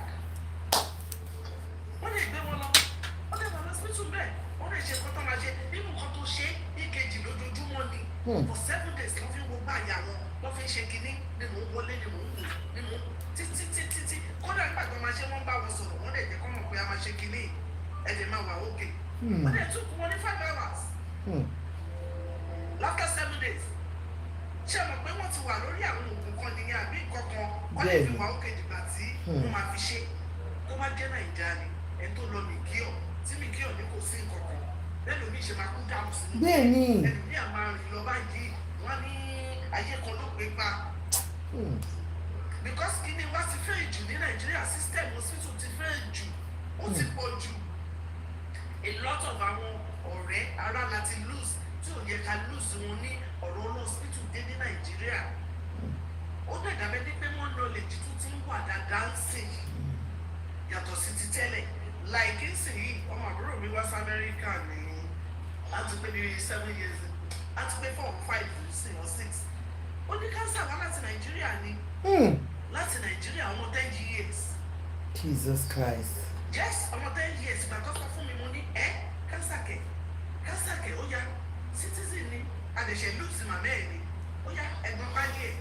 Oh God. wọ́n lè gbé wá síbi ìbáyìí wọ́n lè ṣe gbogbo everything nǹkan tí mo mọ̀ kó lè jù bẹ́ẹ̀ ni pé tó bá bí kó dàbẹ́ ní kó fẹ́ fún wọn ní chemotherapy ìranù yẹn gbogbo orí ti já orí ti ṣe bẹ́ẹ̀ ni mò ń ké but at least ó survive ẹ̀ ọmọ 10 years ni ó lè survive ó wà okay bẹ́ẹ̀ wọ́n kàn ti fún wa yé pé òkè lọ́jọ́ ọmọ máa jù báyìí o kò ní ṣe mọ́ bẹ́ẹ̀ kọ́ tún kíní tó máa ń fún wọn yẹn kí wọn yẹn tó máa ń result sí rè lọ́jọ́ iwájú kó tó máa tún ṣẹlẹ̀ rè ṣé mo pé á ti mọ̀ ó dẹ̀ survive lẹ́rù Nàìjíríà èèyàn mélòó wọ́n kàn máa gbowó ni hospital kàn máa ní ẹmú wá even problem tẹ́lòmíì ní kan tó yẹ kó sọ fún pé nǹkan báyìí ló ń ṣe é wọn ò ní sọ a lot of people ló kàn ń kú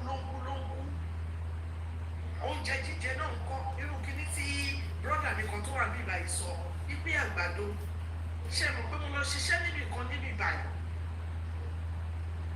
àgbàdo yẹn láìtì staff mi kan wá rí àgbàdo yẹn wọ́n gbìn àgbàdo náà ń gbìn ní rural area yẹn Amẹ́ríkà níbí báyìí tí mo ti lọ ṣiṣẹ́ so tí bá wà kọjá àwọn ohun àgbàdo yẹn yọ tó tóbi tó fáyìn gan staff tàjọ máa ń ṣiṣẹ́ ó wá fẹ́ yọ àgbàdo yẹn ó fẹ́ lọ pààkì ó fẹ́ kún àgbàdo yẹn kó o fẹ́ lọ sí ilé ṣé mo pé òyìnbó tí ó ń kọjá lọ láti lọ́n ti rò fún bẹ́ẹ̀ ló sọ fún pé àgbàdo yìí o ẹ lè jẹ owó máa fi ń bọ́ ẹṣin ni o. Jesus Christ. kẹ́míkà ti wà lára ẹ o kì í ṣe àgbàdo téèyàn ń jẹ. òun ni mo ṣe lísìn sí nǹkan tí màá yẹn sọ pé tòótọ́ ló ń sọ. òun dẹ̀ tí mo pé tóun bá lọ ní báyìí àgbàdo yìí á máa kán ní yìí sá máa lọ jẹ àgbàdo yìí ní o. ṣe nígbà tá a gbọ́ báyìí eré tètè pé àgbàdo tó fi ń wọ ìṣin kẹ́míkà tí wà ń bẹ̀ ẹ̀kọ́ olùgẹ́sì tó bá kó lọ Nàìjíríà wa àwọn ará Nàìjíríà bẹ̀rẹ̀ sí jẹ́ wọ́n ní imported àgbàdo imported. wọ́n ti sọ fẹ́yìn ọkọ lẹ́nu pé ará Nàìjíríà wọ́n fi ìgbà kan jẹ oúnjẹ ìlú òyìnbó ń sìn oúnjẹ tá à ń jẹ ńlẹ̀ tẹ́lẹ̀ oúnjẹ tó dẹ̀ wá ń lé ló ṣe ara lóore jù. bẹ́ẹ̀ni o. ṣé gbogbo nǹkan ló kán tá àmọ́ bó ṣe ṣe nǹkan méjì ló wà l'Amẹ́ríkà mi nínú kọ́mú yọ̀ wọ́n ti fi preserve kọ́ káyé kiri yẹn ta àbí kọ́mú ṣúgà méjèèjì tó ń wà bí nìyẹn èmi mọ̀ omi ìmọ̀fẹ́ lòmí o because tẹ̀ bá náà ra gidi eléyìí wọ́n ti fi yọ̀já tẹ̀ bá náà ra eléyìí wọ́n ti fi ṣúgà wọ́n ti fi bá tiẹ̀ jẹ́ bẹ́ẹ̀ni nǹkan ló máa múnú méjèèjì so ìwọ tó bá fẹ́ ní diabetes yẹn tó fẹ́ parẹ́ ẹ ó yóò wà ní prim tó rọra mánéèjì ayé ẹ bẹ́ẹ̀ o ò ní máa kẹ́nu wọ gbogbo ìjẹkújẹ Nàìjíríà dèrè ẹtún wo tó bá lọ pátí kọ́ sí oúnjẹ rẹpẹtẹ pátí ẹ gbogbo ẹ lẹ́nu mi máa jẹ ráhùn. bẹ́ẹ̀ni o. kò fẹ́ mọ̀ lóró tó fi sè é kò fẹ́ mọ iye máa jẹ́ akínú mọ́tò tó ti bù sínú ẹ̀. owó aṣọ tó san yẹn ó máa dóúnjẹ yẹn pa ni.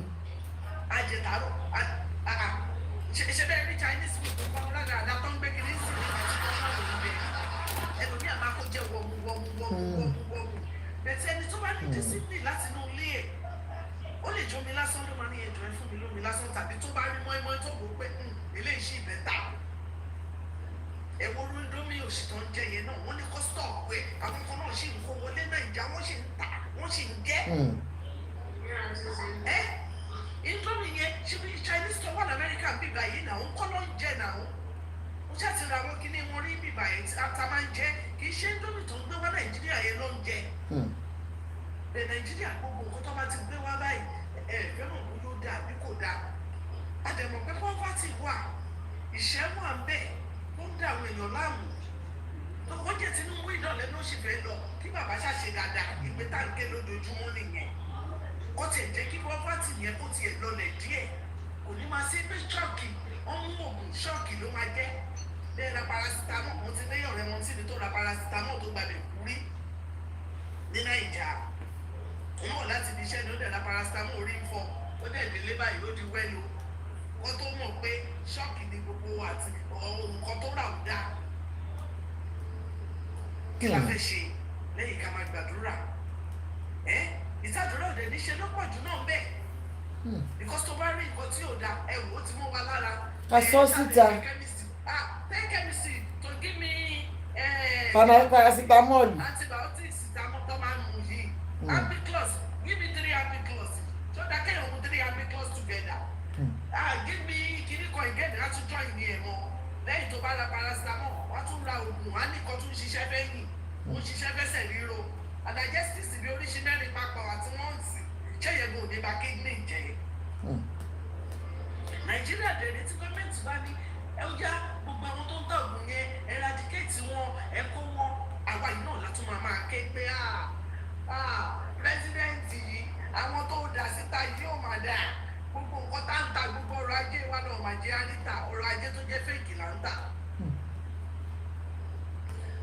àwọn olóúnjẹ náà àwọn yẹn náà wà ń bẹ̀ tó bá yẹ kó ra ata gidi wọn lọ ra tẹ ìṣàtìdí yìí ń bẹ̀ wọn máa fi sóúnjẹ fáwọn èèyàn èyí táwọn ara wa ń ṣe fúnra wa tàbí as individuals body system wa gan kó máa bàjẹ́ gan ló pọ̀ jù ṣé gọ́ọ̀mẹ̀ntì ló bá wa lọ kó ata ẹlẹ́ṣà lọ́jà ni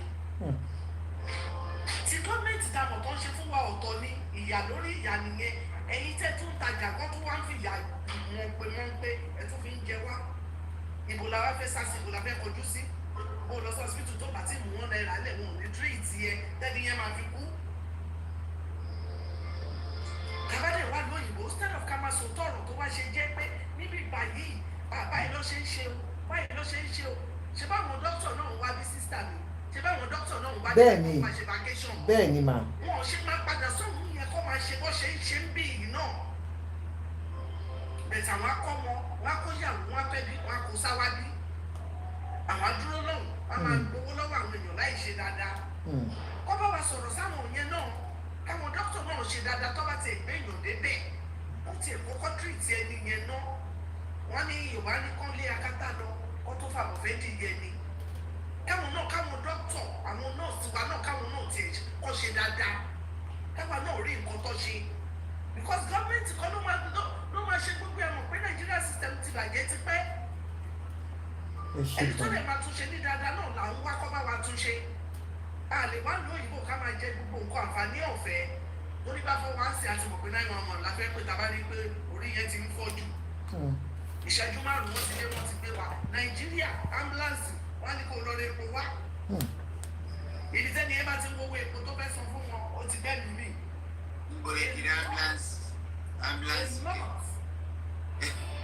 It's not.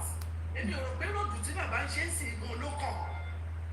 Hospital ló yẹ kó kọ́ ti ẹ̀kọ́ rẹpẹtẹ kí emergency pọ̀ lóríṣiríṣi kó jẹ́ pé tẹ bá máa wọ bí irú àdúgbò márùn-ún emergency ti wà tó jẹ́ standby tó ti kọ́ síbẹ̀. Ṣé ní láyé Fáṣọlá yẹn aṣáájú bó ṣe tún àwọn Agége ṣe? Àwọn kìnìún tó ń kọ́ káàkiri health center yẹn ó ṣàpọ̀ dáadáa ń gbà yẹn.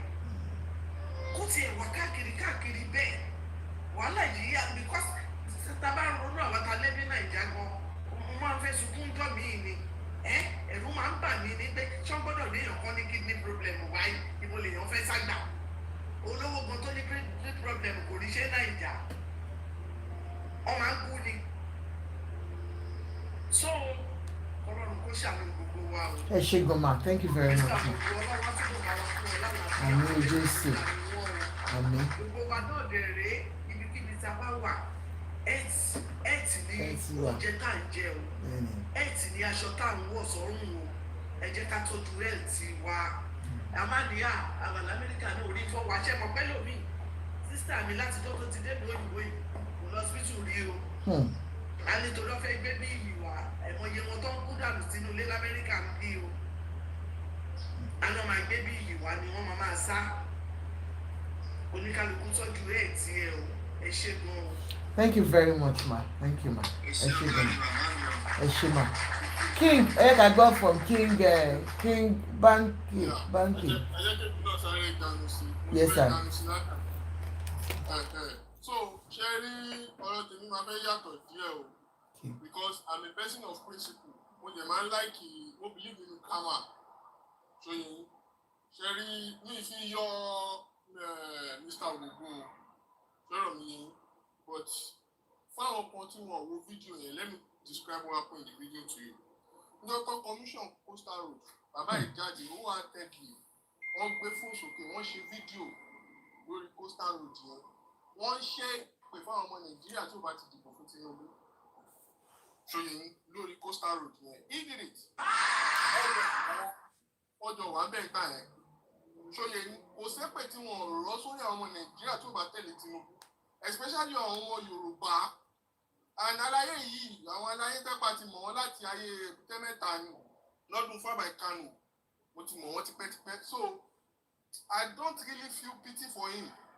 Ṣòyìn, but kò sí, there's no chance that he can be cured, but there's a chance that he can still live long if the sickness is well managed, if it's properly managed.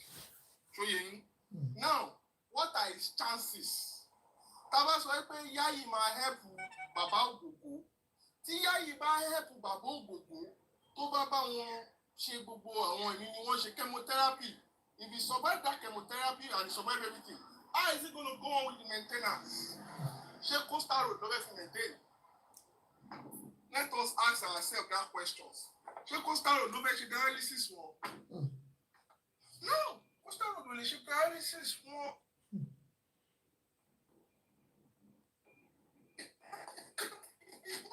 Simple. So, let us talk reality. Network yìí ń dákú sà. Òyìnbó lẹ wà ṣe ẹ drive ní kí n báńkì. Ẹ má bínú ṣé ó break. Bẹ́ẹ̀ni, mo fẹ́ bọ́ sọ́nà ni. Oh my God. Mo ti ń gbọ́ ọ̀gá. Ẹ jẹ́ gbé ọ̀dà fún wọlé. Okay. Ó dáa pé Professor ló kú àbí jí olú ni. Jẹ́ kí Prince ò tí ì sọ̀rọ̀. Ṣé mo lè sọ̀rọ̀? Professor ẹ sọ̀rọ̀. After yín Prince bí wọ́n tó bá yìí wà ń bẹ wọn ò tí ì sọ̀rọ̀.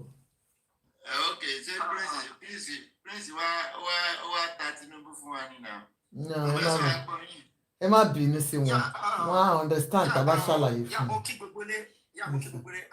Professor. Yes, sir. African Liberty, God bless you, sir, for that great submission. Yeah, ẹ ṣé gan, Ọlọ́run á wà pẹ̀lú yín. Because ó máa ń dùn mí gan pé tí àwọn èèyàn bá wá sí platform tó bá ń sọ nǹkan tá à ń fojú rí pé ìyá ń jẹ wá. Èmi náà ní kí báńkì tí ó bọ́lẹ̀ sí. Okay. Ẹni continue, sir. Okay, ẹ má bínú bàbá Professor. Yeah, so ṣe rí gẹ́gẹ́ bí nǹkan tí mo sọ lọ. Bàbá yìí ṣì ní chance yẹn kẹ̀ ní African Liberation ti ń pariwo látẹ̀kọ́. Tó yẹ yín. Chance yẹn ni pé ẹni tó lè fún wa ní financial prudence tó máa kọ́ ẹni tó take health care seriously tó prioritize health care. Ṣó yẹ yín?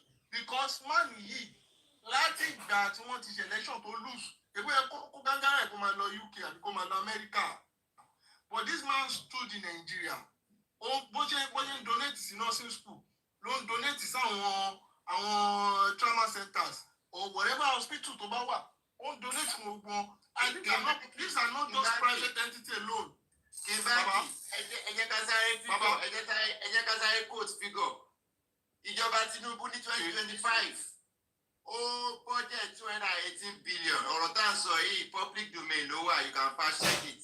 Just put it on your website or probably on your ChatGPT or your AI agent that how much was budgeted for Nigerian health system, health sector in 2025 in ọdún tá a lò lọ yìí. Ẹ rí i pé 218 billion na budget. But unfortunately, they only released 36 million naira. Ẹ̀yin náà gbé sí ìwòye yín pé 36 million gan ṣé ẹ̀ ti dá kọjá lọ́dún yìí. Owó tí ò ra glove sí hospital. Sọ̀rọ̀ mi yẹ yín bẹ́ẹ̀ so bàbá wa Peter Obi tá à ń sọ̀rọ̀ ń pa ẹ̀ he has spent single-handedly more than 300 million in the same country, in the same physical year. So, this man is not in power. And for him to have been spending this so amount on the people, that's called for, celebration. And for the fact that Nigerians,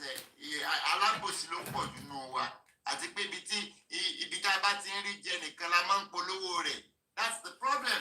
So we are bringing it to the people hearing now that Peter Obi has not rest on spending his own fortune on Nigeria.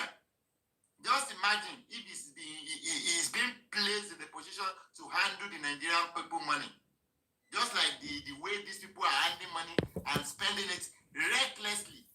15 trillion. Look over there. We come and say city. 700 kilometers.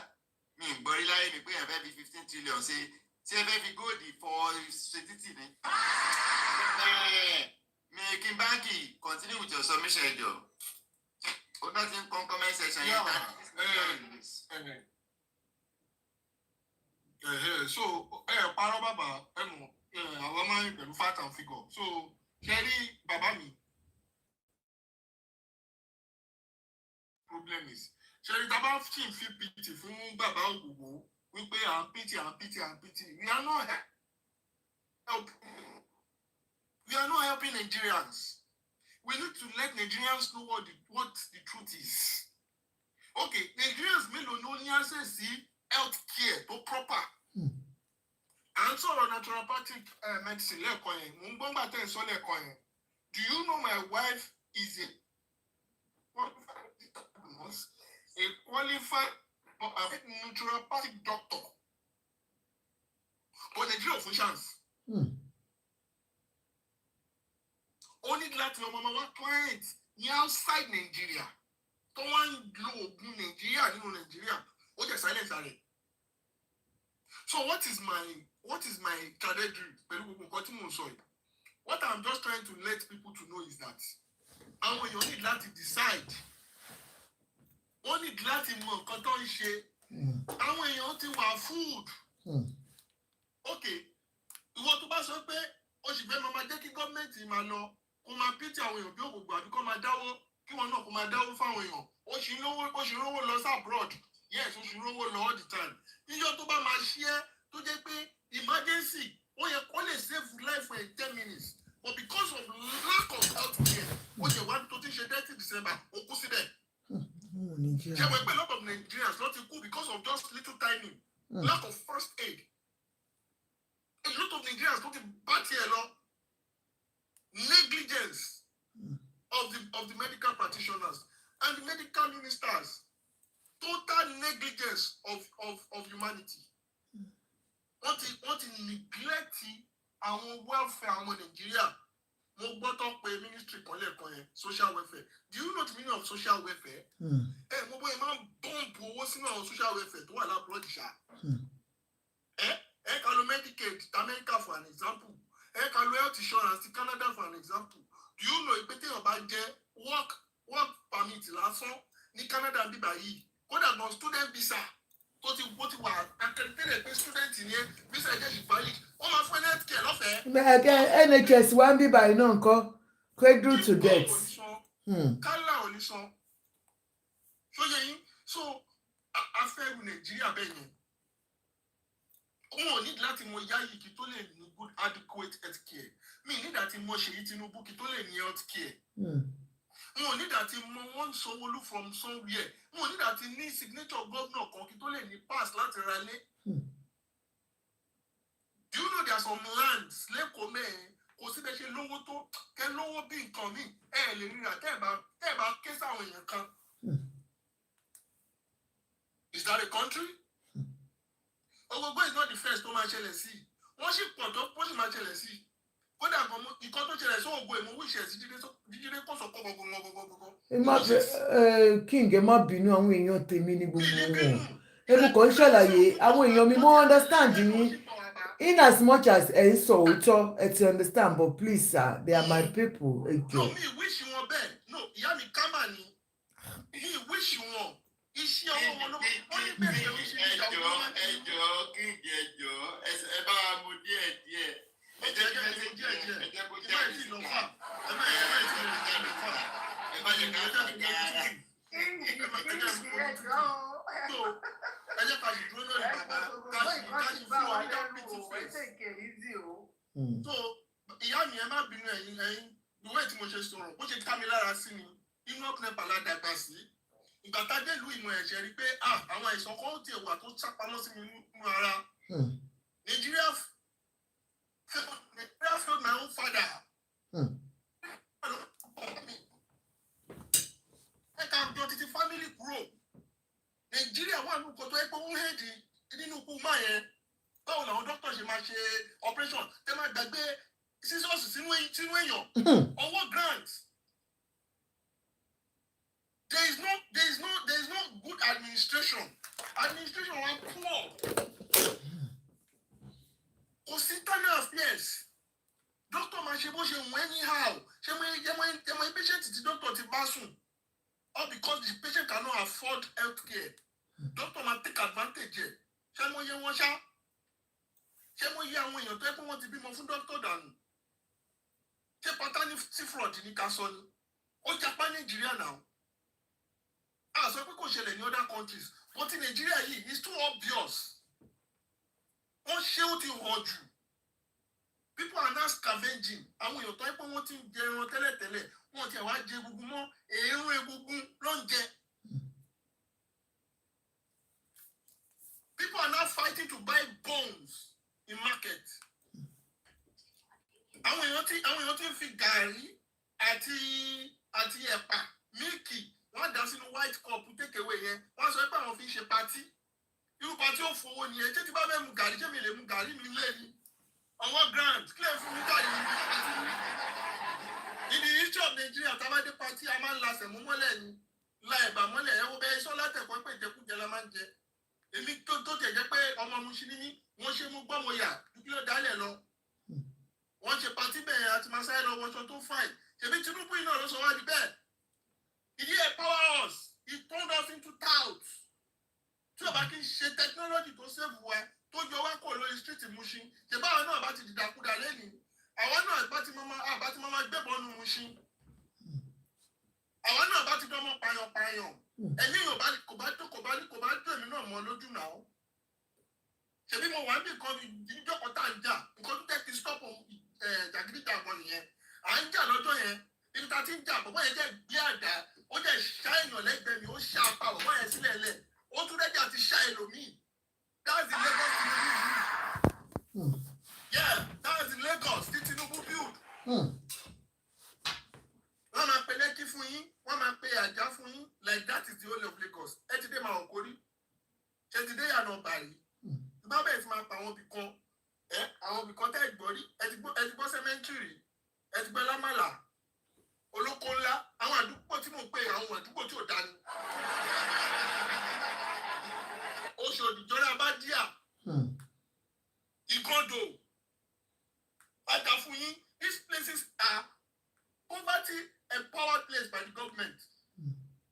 Ẹ máa sọ pé bẹ́ẹ̀ ṣe excuse me ẹ máa ní pé bẹ́ẹ̀ ṣe empowerment under administration mo ti rí pé wọ́n ra 3,000 bed. Ẹ máa wọn king size bed tá máa ń lò bíbá yẹn tó pàtì àwọn tó máa fẹ́ pa wọn sórí bed àwọn bẹ́ẹ̀dì ńlá yẹn òun ni APC fi ń ṣe empowerment fáwọn èèyàn kọ́ máa rí. Bẹ́ẹ̀ni òun ni APC 3,000 bed more now. This same APC government àwọn àpàyàn yẹn àwọn ìka èèyàn yìí.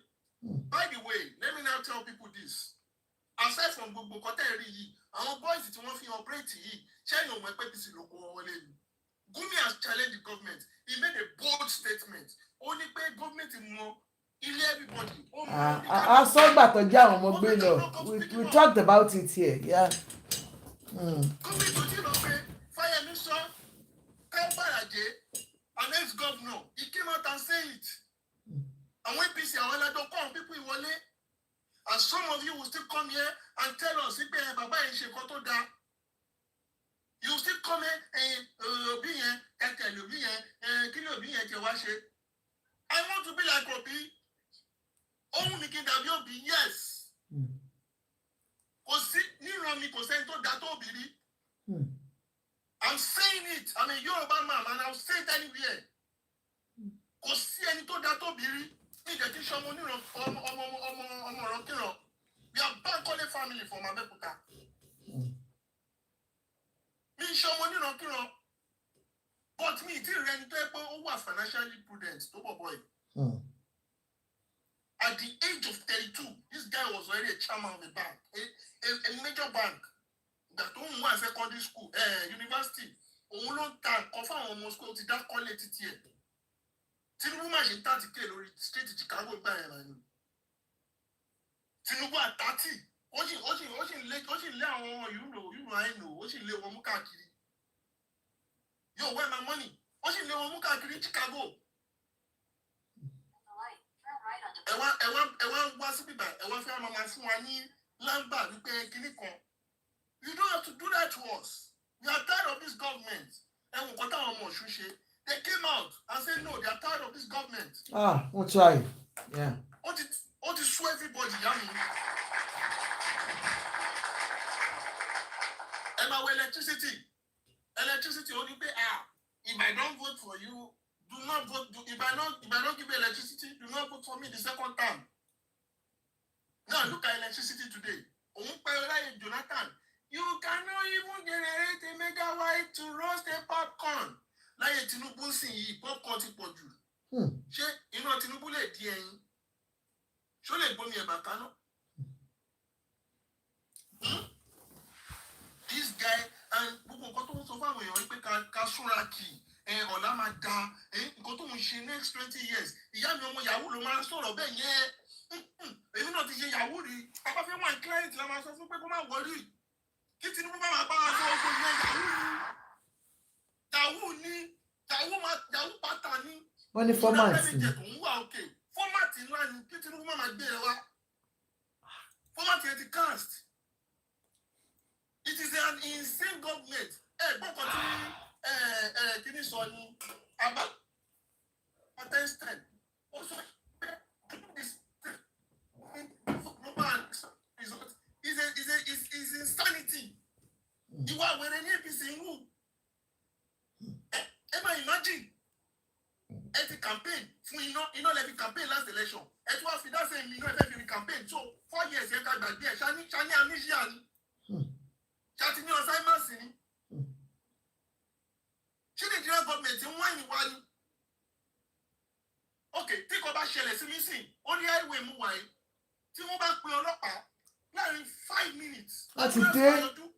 Ọlọ́pàá máa yọjú. Fire service máa yọjú. Inú jẹ́ ìjọba mi ò bọ̀ fire service máa yọjú sí mi because it's on a freeway, there's a potential fire. Everything is highly articulated. Láti jọ́tọ̀ ti bímọ títí tí èèyàn máa fi wọnú sáré. Wọ́n ti articulate everything. It is highly capitalized and well documented. This is not a matter of wípé bóyá Nigeria need drugs àbí need drugs. This is a matter of bad governance. Government tí ò lè regulate healthcare system. Láti ìjọ́ tí mo dé ìlú yìí, ìyá mi, ẹ̀yin bàbá mi, láti ìjọ́ tí mo ti dé ìlú yìí, ní ìtí ìfojú contest result mi rí. Ní ìtí ìfi ojú mi mẹ́, ní contest result mi rí. Tí wọ́n ti lọ ṣe test, dókítà apẹ́ mi ni. Kí ló kàn ní àti test result? Wọ́n kàn máa fún mi ní nǹkan tí mo bá rí. Wọ́n jẹ́ sọ fún mi pé àìkọ́ báyìí ló ṣe é. Kí jẹ́ máa kọ́gùn sí kùn.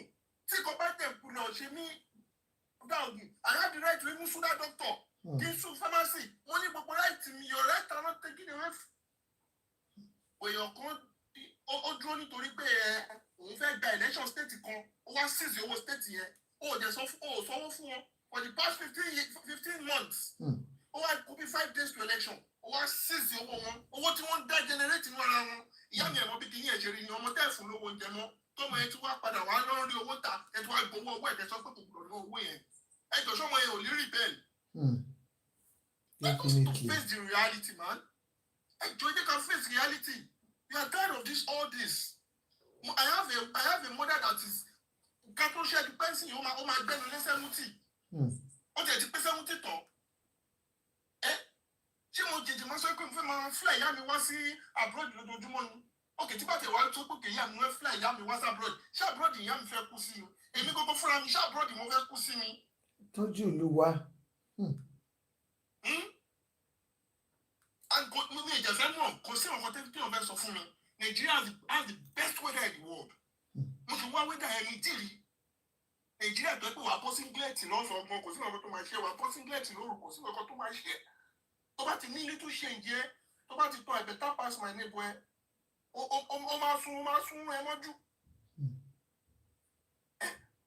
A ní weather tó dáa, a ní oúnjẹ tó dáa, èèyàn kan sọ ọkọ lẹ́ẹ̀kan yẹn wípé ẹ bá gbin nǹkan sílẹ̀ Nàìjíríà. Yes, títí Nàìjíríà always yẹn sọ pé ginger and garlic as Nigeria has the best antioxidants lórí ginger and garlic. Yes, ó máa ní bẹ́ẹ̀ because wọ́n ti test the soil in Nigeria. Nigeria has the most fertile soil in the world.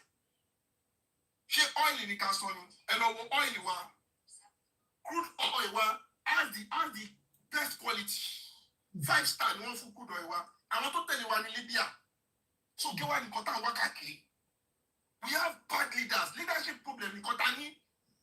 It's not the system. It's the people leading the system.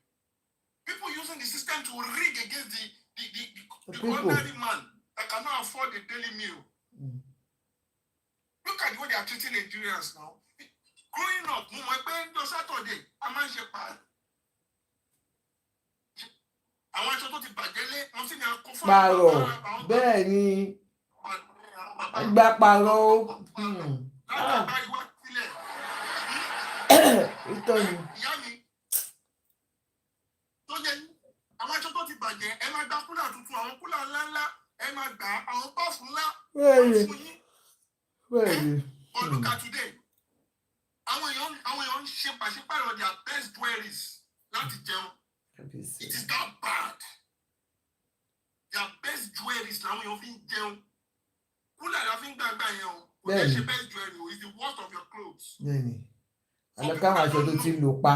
Àlọ́ kò jáde. It's the worst of your clothes. Ló máa fáwọn pàṣípààrọ̀ yẹn. Wọ́n jẹ́ máa make sure pé take care. Ìyá mi ẹ̀ ṣe kọ́ ma. Wọ́n make sure pé wọ́n fún ẹ ní gbogbo nǹkan tó need.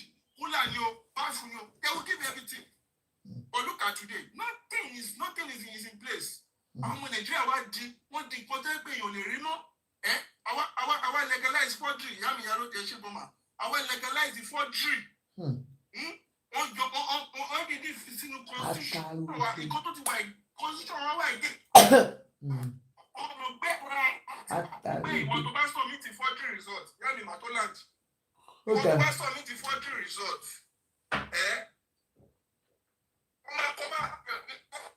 That's irú wo nìyẹn? Irú wo nìyẹn? Tó bá tó wọn ní àfin, tó bá àbúrò ọdún pa. Network yẹn ò dára. Control the ọmọ country ní ìgbà bypass. Wọ́n máa make sure pé o so fine. Àṣírí ayé wà náà ìlú la ṣì gbà kọjá. Àwọn olórí la ṣì gbà. Àwọn olórí la ṣì gbà. Thank you, sir. Thank you very much, sir. Ṣé gan-an.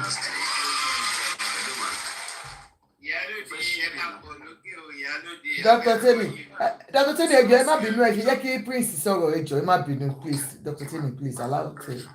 Prince, sir. Yes, sir. Okay. Prince, sir. Go on, sir. Yes, ma'am. Well, one more time, good afternoon to everybody.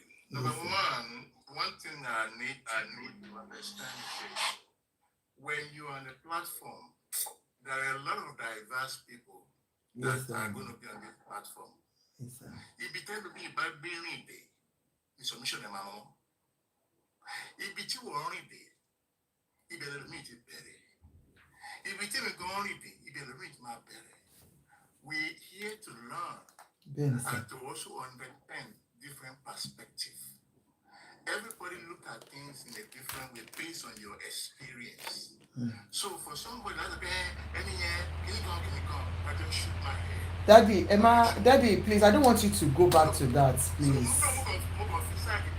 All right, sir. Because you are very careful because you might want to go do it on a platform back there. and living. It's like that. So anyway, mommy can sorrow leg on key man to possible to sorrow. She I mean her submission was completely the same thing to what I've said. I have never made a statement again, I never said a statement. So you can assume God is the way you want talking. So mommy yes so and that is exactly how continue also see you're gonna blame Tinubu for everything. Why don't the people that are committing atrocity take responsibilities for their actions? America Hawaii, California have the highest prison than any countries in the whole world. Google it, you see. Oyama she commit a crime. And to me I would say, everywhere you have the initial process, don't you know exactly when you commit this crime, they're gonna catch you. And then you're gonna go to prison. You get prison 2 years, 3 years old. And you need life, normal physique, and then you're still committing that crime. But guess what? They never say government, no shaking COVID-19. No. You have to take responsibilities for your action. They are not going to punish the government, they're going to punish you. Okay, sir. Can I bring you to something, sir? Because if anybody attacking me by joint in the matter. When you're talking about medicals, who do you blame? Are you going to blame the people? So we are talking about generally things that are supposed to be the basic amenities that are supposed to be there.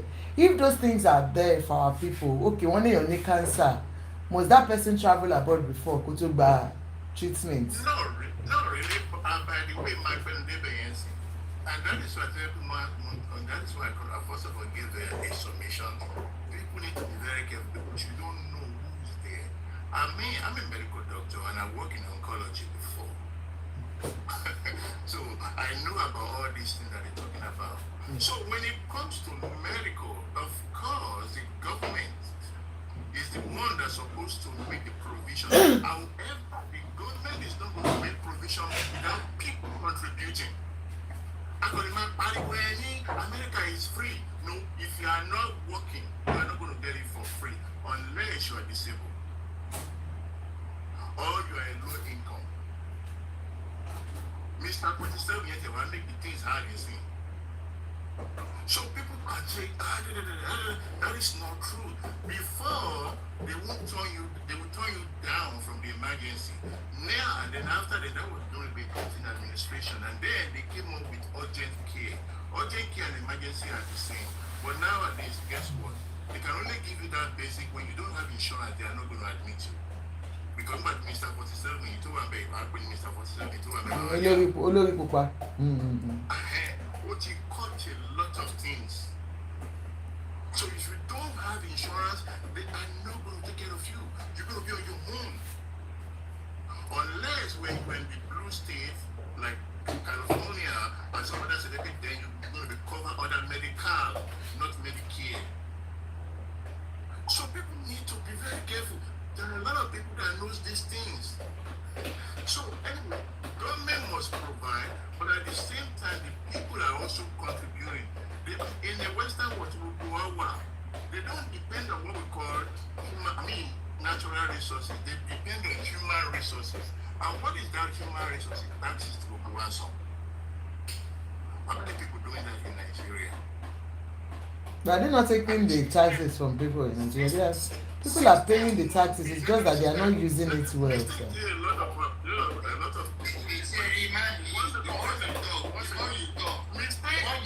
lot of people are making. The more you are talking, you are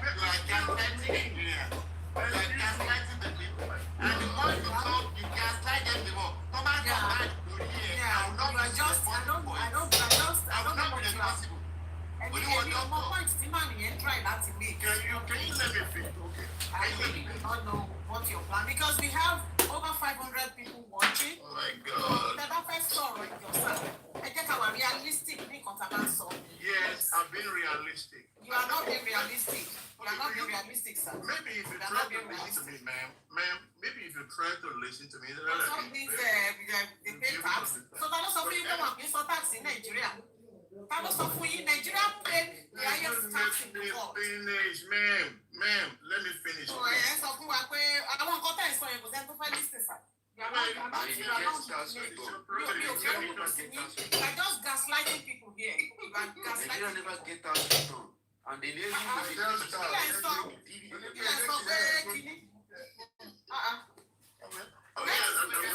Singapore by independence. Go to Singapore.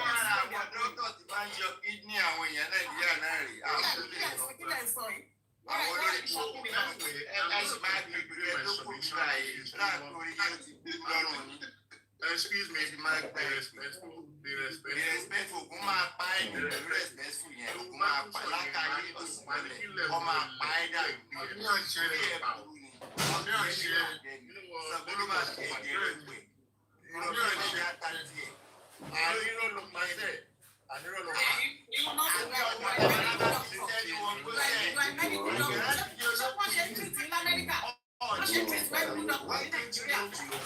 Why can't you stay in your country and deliver your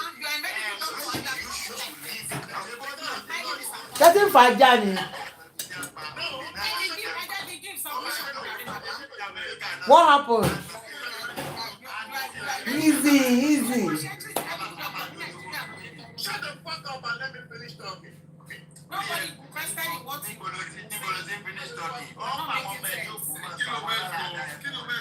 Ẹni sùúrù kí ló ṣẹlẹ̀? Ẹ ti jà ní.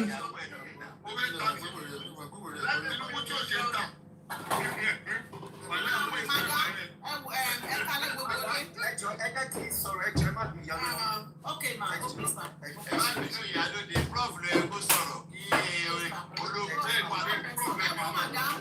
Madam, advice. Ẹ má bínú, prof ẹjọ́ sà, 1 second ẹjọ́ sà. Ẹ má bínú sà. Madam, this is my first time here. Yes, ma'am. Mo wọlé torí mo rí àwọn èèyàn mi bí báyìí. Àwọn ọmọ Yorùbá àtàtà àwọn tó rí wọn pé àwọn tí wọ́n mọ bó ṣe ń lọ, àwọn tí wọ́n lẹ́bi tí wọ́n níran tí wọ́n lóríkì. Àwọn ni mo rí bí tí mo ṣe wọlé. But tẹ bá ń àlá irú àwọn èèyàn bẹ́ẹ̀ yẹn. Máa yẹn ní doctor lòun. What kind of doctor? Ṣé bí wọ́n ṣe ń treat ẹ̀ ní America ni wọ́n ṣe ń treat doctors ní Nigeria? These are the people gaslighting Nigerians. But mo máa jẹ́ kí prof sọ̀rọ̀. Then màá make a submission mi. Ẹ ṣé gan ni.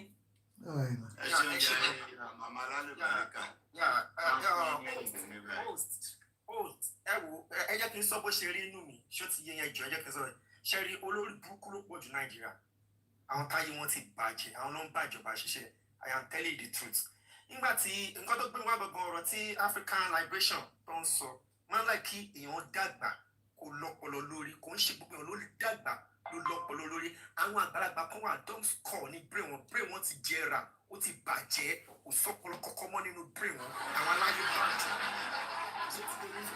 Now ẹ wo Nàìjíríà ṣe rí yẹn ẹ wo bó ṣe báyé gbogbo àwọn graduate jẹ ẹ bó ṣe báyé graduate jẹ gbogbo graduate wọn kàwé tán wọn ò ríṣẹ́ wọn fẹsẹ̀ gbálẹ̀ kiri títì. Wọ́n ṣiṣẹ́ lọ́ndà olú ọmọ. Gbogbo wọn ṣe yahoo wọn jalè ṣé gbogbo alágbọ́dọ̀ ṣe yahoo ká máa ṣe 419 ká máa gbébọn ká máa ṣe gbájú ká máa ṣe nǹkan tí kò dáa ká máa fi bà ìlú jẹ́ nǹkan tíjọba sọ wá dì ní wọ́n èlé gbogbo bá ti ẹ fún gbogbo àwọn obìnrin wa wọ́n ti sọ wọn dún lóṣù tán tọ́ba tí bá àwọn ọkùnrin sùn kọ́ máa bá àwọn politicians kọ́ máa fún wọn lówó ṣé ilé ayé nìyẹn ẹ lọ sí primary school kẹwọn bí òjò ṣe ń pa ọmọ ẹ nínú class àwọn ọmọ mi wọn Richard tó máa jókòó sí ilẹ̀ ẹlẹ́nà jókòó sí gbogbo àwọn ọmọ politician gbogbo wà lábroad wọn gbádùn wọn jayé wọn travel out wọn fún wọn ní good education good schools àwọn poor masses wọn wà ní school ẹ pump owó sí education ẹ pump owó sí health sector ẹ pump owó sí electricity